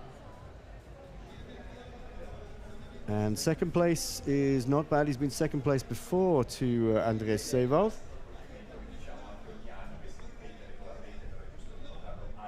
But it's almost too close to call, wasn't it, really, about in terms of form. Sewald, yes, he has the European Championship under his belt. Very close to this event, but a completely different type of course. Whereas Leonardo Paes was victor in Andorra a couple of weeks ago. And Sewald was second at Andorra. So really it was the fight between these two guys all the time that was played up. Wout Alleman was the other man that we wanted to see who was going to do it. But a bit like Rosa van Doorn, again, not climbers, not training in this sort of altitude and this sort of terrain all the time. And Alleman back down the road somewhere, back down the track. He'll still gain points, but it's going to be very tight. I doubt Alleman's going to keep the top of that leaderboard. He said he was going to really suffer today. Andres Sewald, he weighs in at about 68 kilos. This man here, Leonardo Paes, even less than that. Alleman is 73, 74 kilos, which on a course like this is a lot of difference. People always say, you know, why do cyclists try, you know, why do they look like sticks? Well, have a think about it. All those people who ride bikes will know this already, but, you know, the general friend in the pub says, well, why are you so thin? You know, why do you keep watching your food or losing weight or whatever?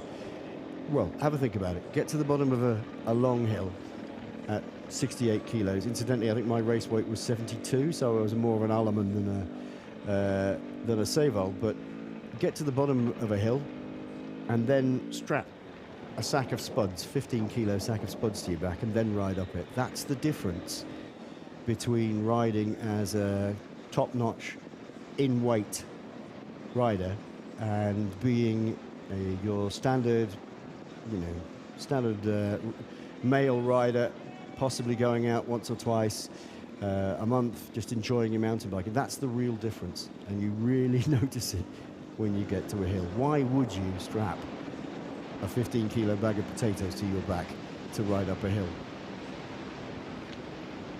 That's the easiest way of looking at it.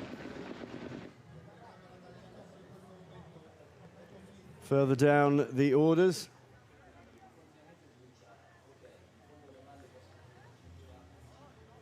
still trying super hard. I think this is not Casey South. I think this is our third place rider.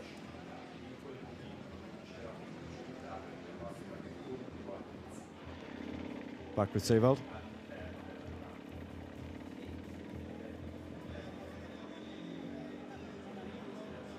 Well, we've seen all this course with the women's race just a few moments ago.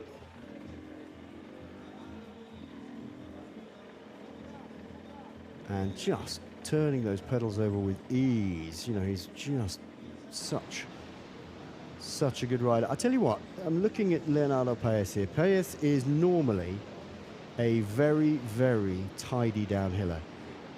And it is just lovely to watch downhill. But today, he's trying. He's really, really trying, because he's cut the gap down from 250 to 225. I don't know what the gap is likely to be now. I very much doubt whether he's going to catch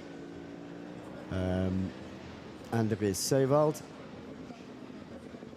But he's not given up at all. He's giving it a real hard dig.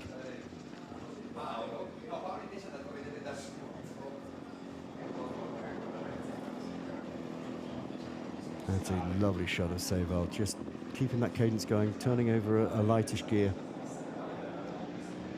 And looking over his shoulder, even with his comfortable lead, he's not comfortable. He just has to keep checking out what's going on. Using pretty wide tyres these days. Again, if you've been a mountain biker of the old school, 2.1 was probably the 2-inch or 2.1 was probably the most you ever had. They'll get 2.4 or 5 here. This is Sefredi, our third place rider.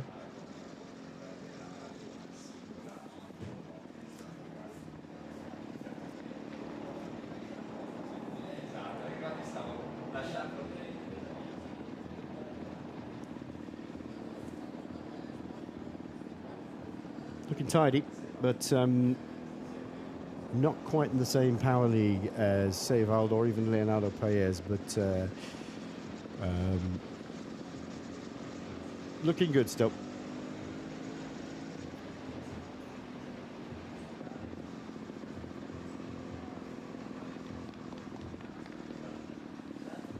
Andrea Sifredi, he's only 25. And only ranked 42nd overall in the standings. I don't think he's got any World Cup points at all, actually.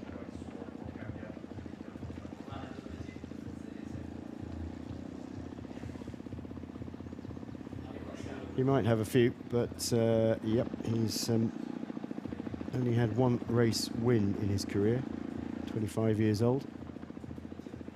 Paez, on the other hand, has 8 victories in this race alone. He's a double world champion. This man's also been a world champion. And there is Sevald.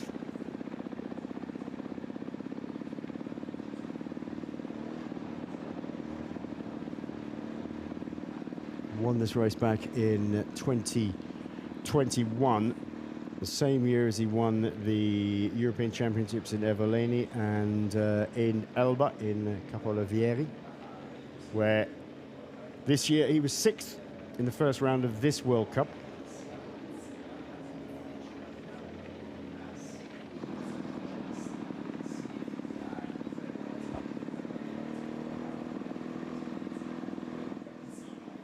Oh, head dropped a little bit here from Paez. He's really trying hard, but you know, I haven't seen him quite so tense in the shoulders for a long, long time. He's pushing as hard as he possibly can.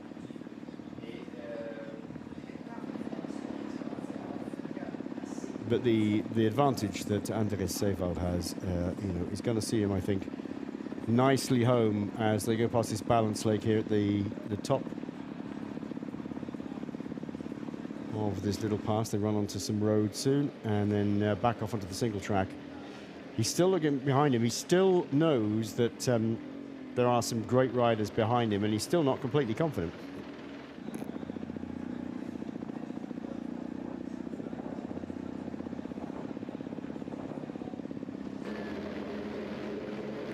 Gripping onto the middle of the bars in some points when he was doing sort of time trial mode, but also hands wrapped around the ends of the bars.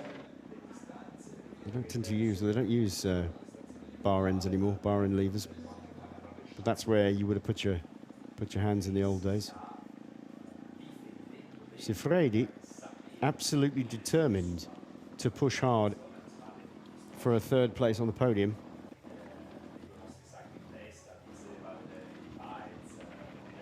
This is a super ride, actually, really, really good. And occasionally we find riders who turn up at Hero and other events who just got it in the legs on that day. And Sifredi certainly has it here today. Passing one of the female riders, the women's elite riders, I think it was Paez. We're back with Andrea Sevald, our leader. Started this morning as one of the 2 top men. It looks like it's going to be 1, 2 for those men. But Leonardo Paez was definitely up for it today. He wanted another victory to march to. I think he'd love to get to 10 on this course, but you have to wonder, he's 43 years of age now. This man here, in super form over the last couple of weeks, and he's had to cede victory to the German Andres Seewald.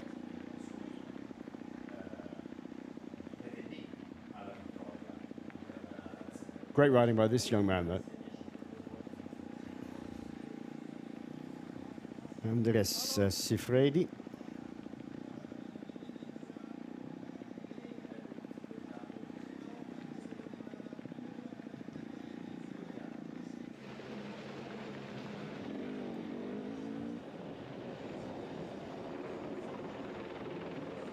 That's a lovely shot. You've got to remember, though, that Sifredi has been in super form. He's third here today at 4 minutes and 46 seconds down. Now, maybe you wouldn't have put him in the top 3 because of the type of races he's been doing well in. He's done super well so far in some completely different type of races. So Seewald was winner of the European Championships very recently. Sifredi was second, but a completely different type of course.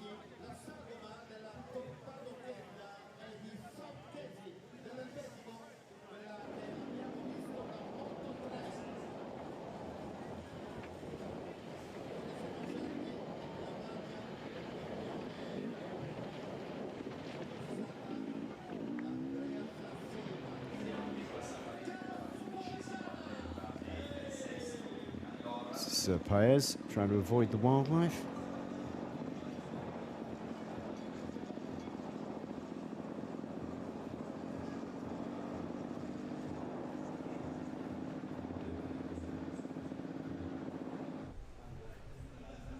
Casey South, fourth at the moment, also holding good form from the last of the World Cup races in Andorra. He was fourth there.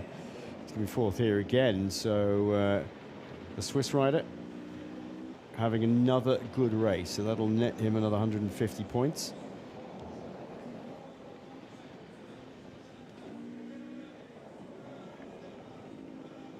Sweeping down into the finish line now, the newly crowned European champion, winner here in 2021.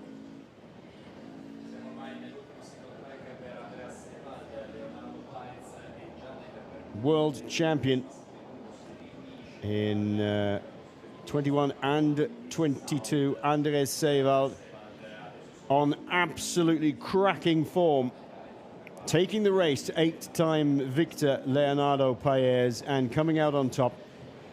Super cagey last night about his chances and his game plan, and who can blame him? Just absolutely a powerhouse. Fabulous ride.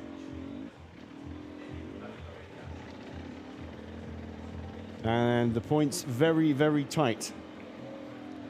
330 points he had. He'll add another 250 to that, so 580 points.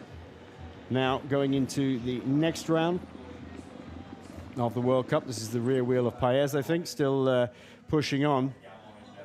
And then Andres Sifredi, second in the European Championships, securing a very great third spot. Good riding by the following guys as well, I have to say, on the bikes. Not easy. Victory for the German,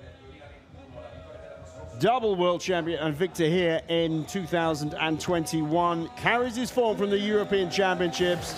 Andres Seewald, and he's pretty happy about that. Oh, yes. The rider from Singer KTM Racing in his European jersey takes the victory convincingly over 8-time winner, the Colombian Leonardo Paez. Oh, he's very happy with that one. That is for sure. Came into the race lying fourth in the overall rankings for the World Cup. Takes 250 points for that. Paez will be coming in second spot. Here he is now. He adds another 200 points to that. taking his points up from second. He was in second in the rankings. He's now 540. So Andres Sewald leapfrogs him.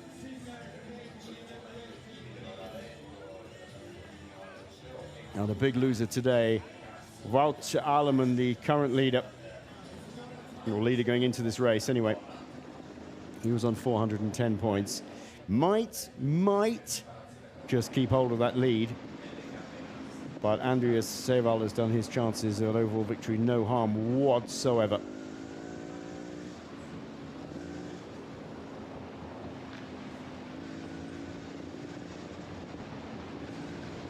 Bernardo Paes,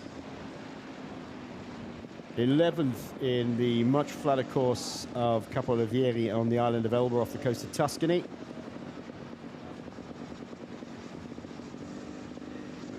First in the last round of Nederland in Andorra. The second round, he gets a second place here, but unfortunately, he doesn't get a 9th overall victory here at Hero, because Andres Sewald just too strong on the day. These two, if you think about it, are probably the most consistent head-to-head competitors in the elite men's. Coming into the finish, actually he looks tired to me. I know he's probably knocked off the pace a little bit, but it's looking like a tired rider. The gap was about 2:25. And here he comes into the finish, sporting the bands of a former world champion on that jersey, riding for Sedal. Let's see what the gap is. Second place for 8-time victor at the Hero. Former world champion Leonardo Paes, the Colombian, takes a very creditable second place. He'll be slightly disappointed with not being able to win, but he knew pretty early on that if he couldn't shake Sewald, although he was climbing very well to start with, that it was going to be a tough day in the saddle. And maybe just as he's greeted by Gerhard Vanzi, the overall organizer and owner of the Hero Series race here in Sella Val Gardena. And they've known each other a long time, those two.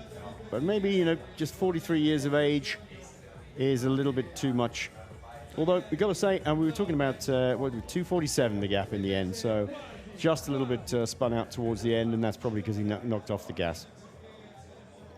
You have to say, you can race quite happily in your 40s. It's getting harder and harder, but we talked about Ned Overend earlier. Ned Overend won the first World Championships at the age of 40. This is Andrea Sifredi.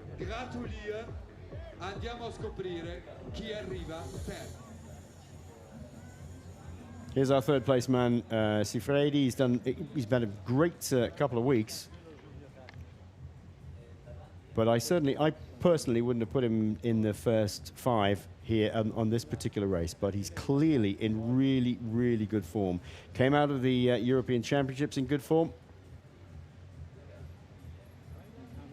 with a podium place there, and this is, a bit of the icing on the cake, really. He's very, very good indeed. Will he be able to continue this form going into the next round of the Black Forest Ultra Bike Marathon in Kirchzarten in Germany? It's quite a gap. There's a month between them, and that could be enough to lose it.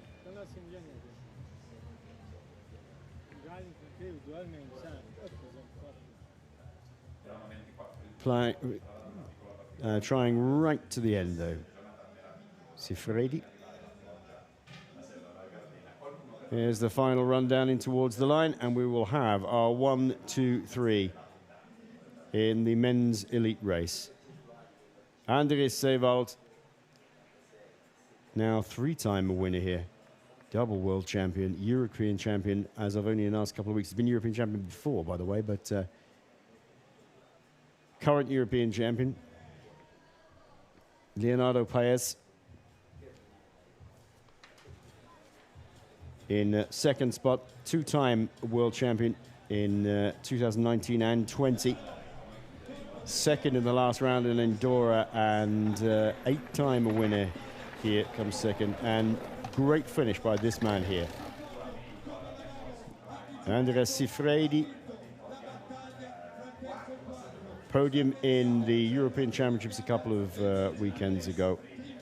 And a terrific finish here at Hero.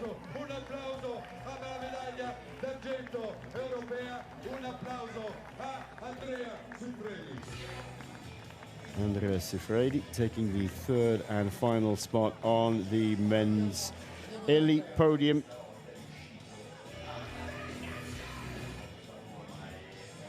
Fabulous, fabulous race. Yeah, you can see they're doing a bit of building work here in the centre as well. At Hotel Oswald. They're rebuilding the back, and that's where our television compound is. You can just about see our commentary box on the far side of that little plaza there. Casey South, fourth spot for the Swiss rider, 6 minutes and 5 seconds down.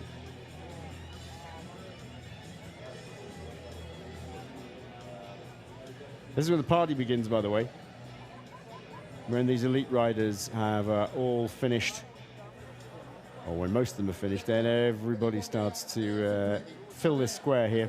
This little plaza in the middle, piazza in the middle of Selva Val Gardena, as 3,000 amateur riders get cheered home by their friends and relatives and fellow competitors, and the organization. They're excellent. They're really good at welcoming people back, because it makes you want to, I mean, it makes you feel so good. I've always said this whenever I've been doing work at events. If you can stay to the very end and cheer somebody in, it makes their day, that's for sure.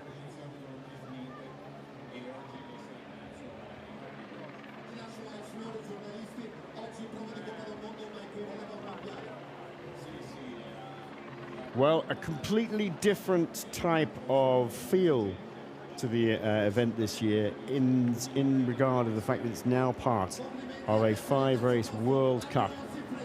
The first round at Capolavierie on the island of Elba off the coast of Tuscany, then Nechelan in Andorra in the Pyrenees, and then here at Hero Südtirol Dolomites, Selva Val Gardena in Italy. Black Forest Ultra Bike Marathon in Kurzarten in Germany, and finishing in Spain on the Costa Brava near Girona for La Tranmum Sea Otter Europe. Sea Otter, of course, a very old established race in the United States, but this is the Sea Otter Europe. There is Sevald in his European jersey, champions jersey. He'll be super happy for sure.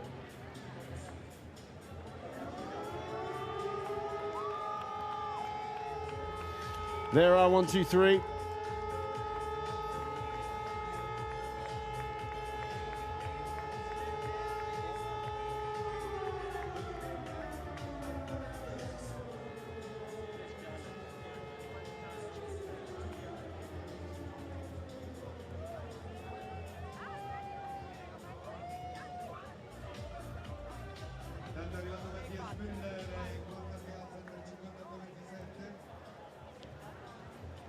Well, just look down at, well, look around you.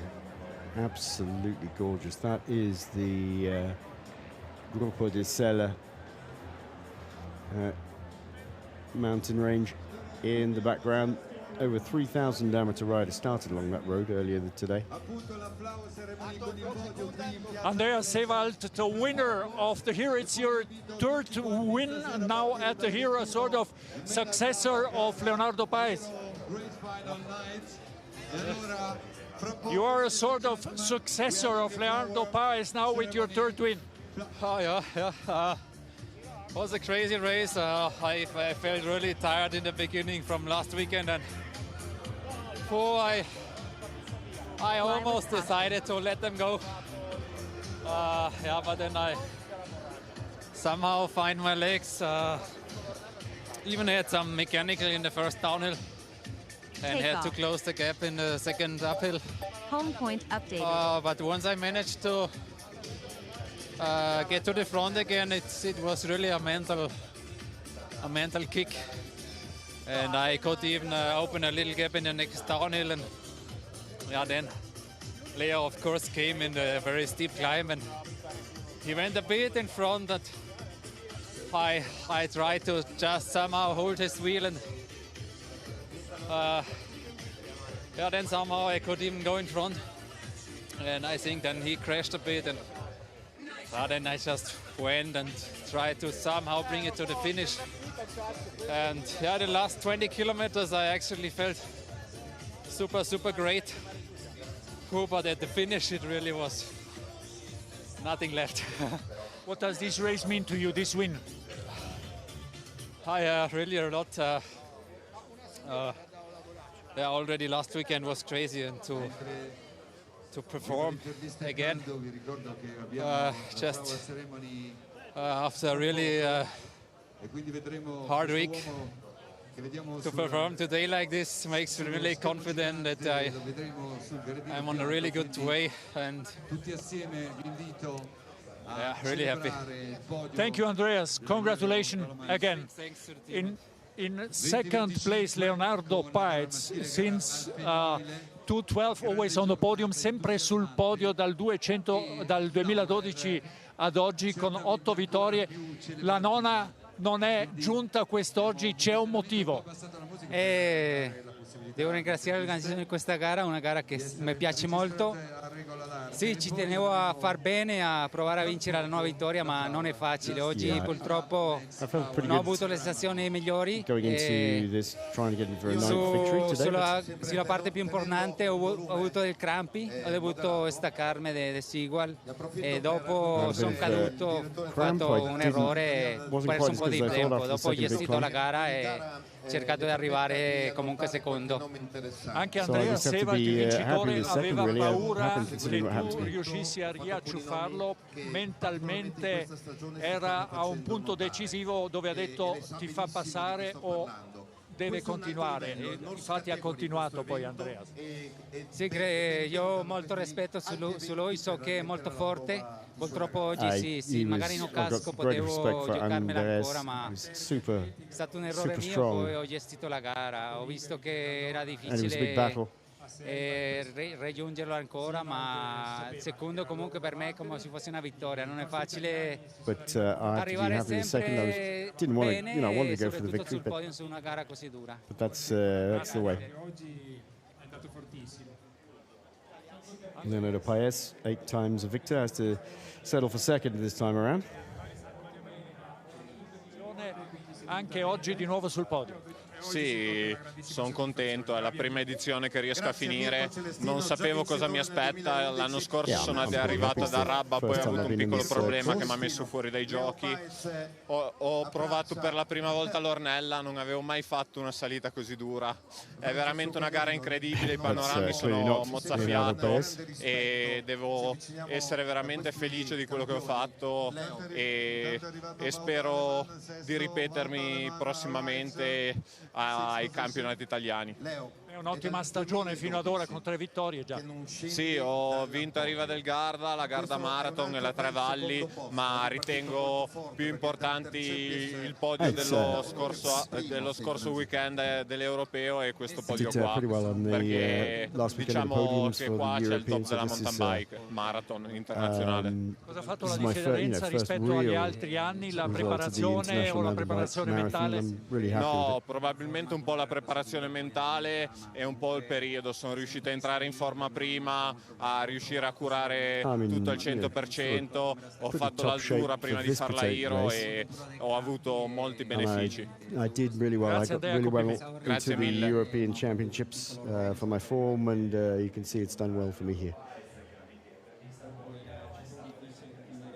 He's only a whippersnapper, isn't he? 25 years of age. Sifredi, he's had an excellent race. As I said, I wouldn't have put him in the top 5, but what can you say? What a race. It does turn up the occasional rider like that, which is fantastic. Here's the rundown of the top 7. Sevald, Paez and Sifredi we've talked about. Casey South, great ride by the Swiss.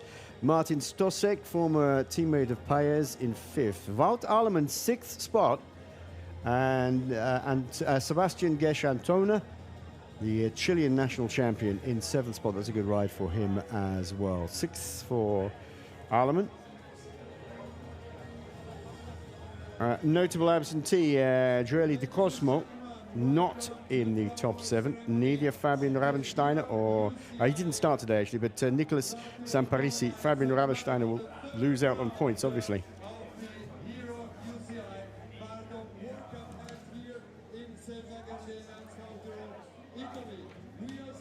So we know that now Andres Seval goes into the next round with 580 points, with Leonardo Paes on 540 points. Well, the 6th spot for Walter Alemann means he goes in on joint, sharing the points with Leonardo Paes at 540. So it looks like Andres Seval will lead the World Cup standings after today on 580, but it's still super tight, isn't it? 580, Walter Alemann on 540, Leonardo Paes on 540. As we watch the podium for the women's race, Sandra Meyerhofer finally gets number 1, having had 2nd place last year and a 3rd place the year before. Actually got 4th as well prior to that. So a great ride by the Südtirol rider, ahead of Mara Fumagalli in 2nd spot, and the Polish rider coming in from shorter cross-country races, so watch out for her in the future, Paula Goretzka-Körnen.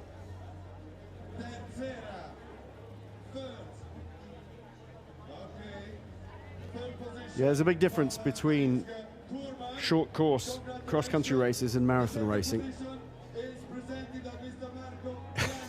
And then nice, they've got the little mountain goat again.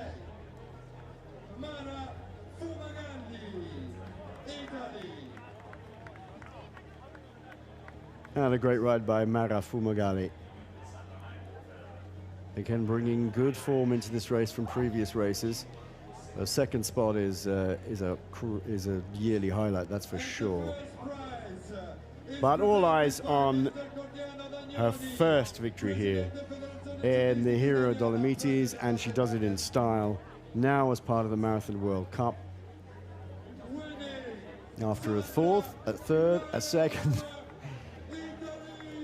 the Italian rider, an all-round good person, Sandra Meyerhofer.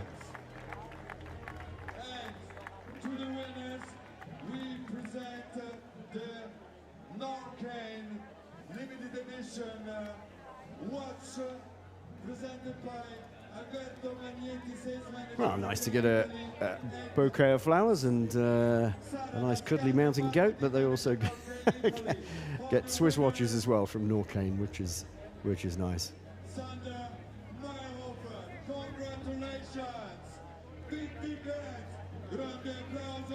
Oh, she's very happy. She's always happy, actually. She was not in any way cagey like Andres Seval yesterday in the press conference. She was very open, and actually she got away with not having to answer too many questions, which might be good for her, because all the attention was on people like Van Dorn, who were leading the rankings of 500 points.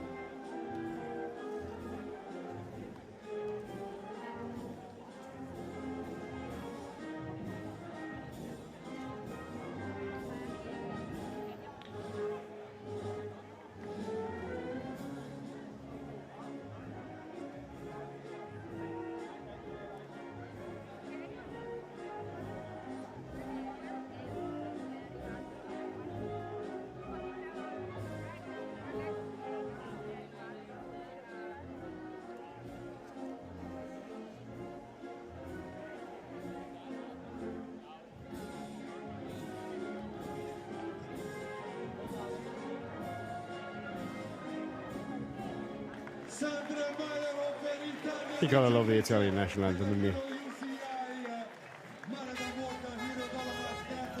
Big winner in points today as well for is Sandra Meyerhofer. She catapults herself up to 590 points overall. She was third in the rankings for the World Cup. Now, we don't know where Rosa van Doorn is going to finish. Well, I've got to double check her points. She may well hang on to the series lead, which will be some consolation for having a tough race today. We're speaking to Carlo Brenner, who was up on the first climb of Dentachipes, and he said Van Doorn just looked terrible going up there. She was having a really, really tough time. And not quite used to the sort of altitude and so on. Another big winner in terms of points for the World Cup, Deborah Piana, who was fourth overall in the ranking. She goes up from 290 points to 440 points with a fourth place. So that's good for her. Things will be shaken up at the top. Meyerhofer, I think, will rise to second. And I think Piana will probably go up to third overall in the rankings before the Black Forest Ultra Bike at Kirchsarten in Germany on the 13th of July. But today it's all about Hero and all about this lady's victory in the middle, Sandra Meyerhofer, flanked by fellow Italian Mara Fumagalli and the up-and-coming young Polish rider Paolo Goretzka-Kerman, making that transition to the long format mountain bike race from standard cross country, which is a big, big jump. She did well in the Europeans, she's doing well here, so watch out for her, she could come good. Probably take another year though.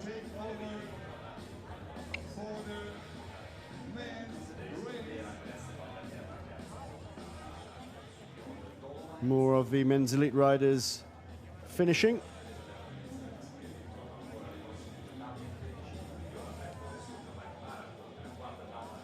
The next round of this Hero Marathon World Cup, official UCI Marathon World Cup, as I said, is on the 13th of July at Kirchsarten in Germany. Again, our podium, we start right now.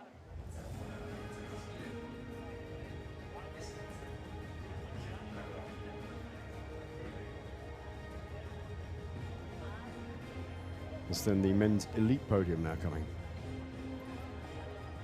Trying to find where all the riders are. I know that feeling. And where are they exactly?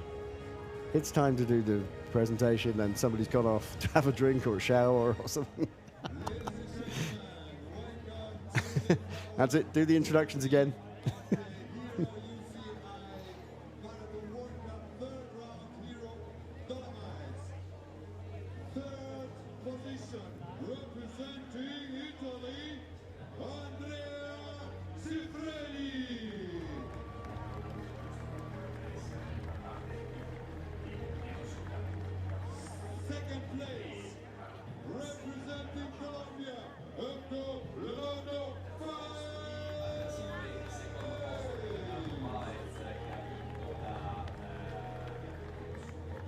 Still got enough energy to run. Ooh.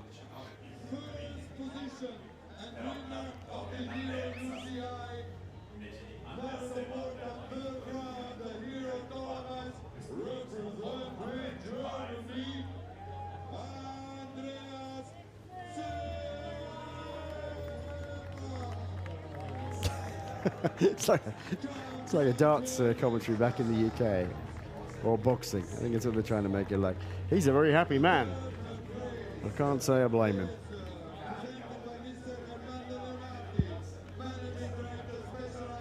Well, no ninth victory for Leonardo Paes. Not this year, anyway. So, will we see him back next year? Who knows? At what point is he going to call it a day? He doesn't show any signs of slowing up, does he? But just on this occasion, he has to settle for a second place rather than a first. But a third victory here at Hero for Andres Seewald.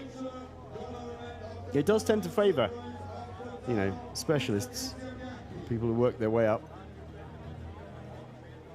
We were talking about Sandra Meyerhofer, who's had fourth, third, second, and now first. I wonder if she'll be able to get another first.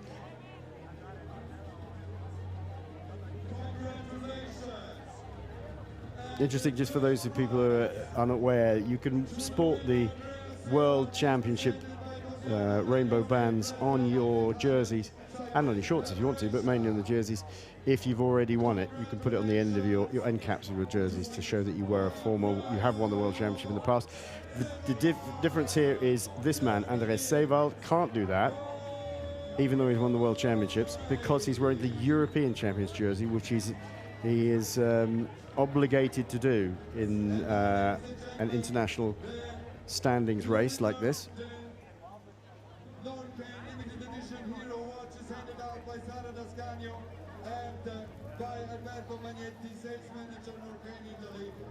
Well, he doesn't look too disappointed with second, does he?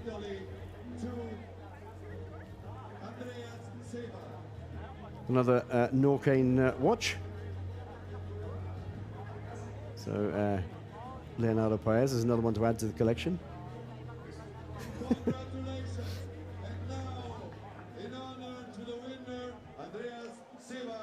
Well, congratulations to all three men. Great ride by Sifredi as well.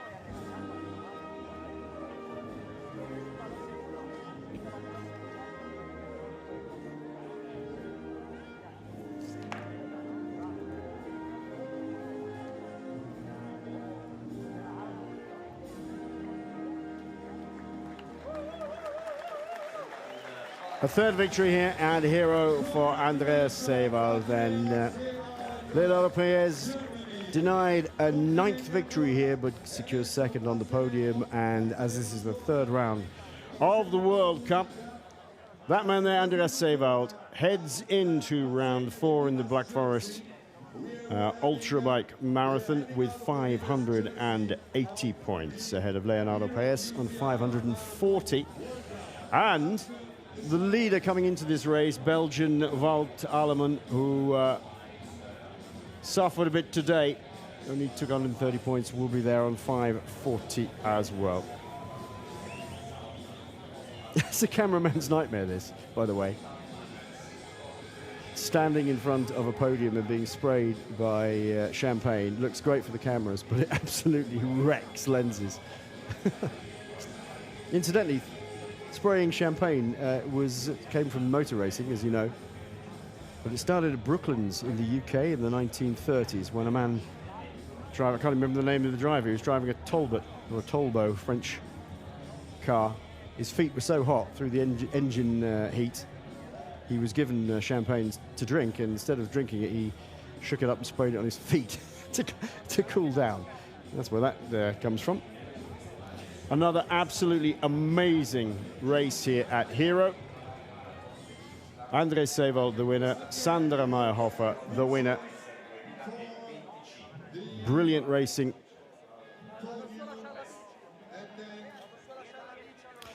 Well, from me, David Reeve, I hope you've enjoyed this 15th edition of Hero Südtirol Dolomites. It has been absolutely spectacular. Some great racing, some great riding for the amateurs who have been here. Finally, a victory for Sandra Meyerhofer and a third victory for Andrés Seewald. We'll see you again next year and follow the rest of the World Cup on the Hero Marathon World Cup website. From me, David Reeve, have a good one. Speak to you again soon. Bye for now.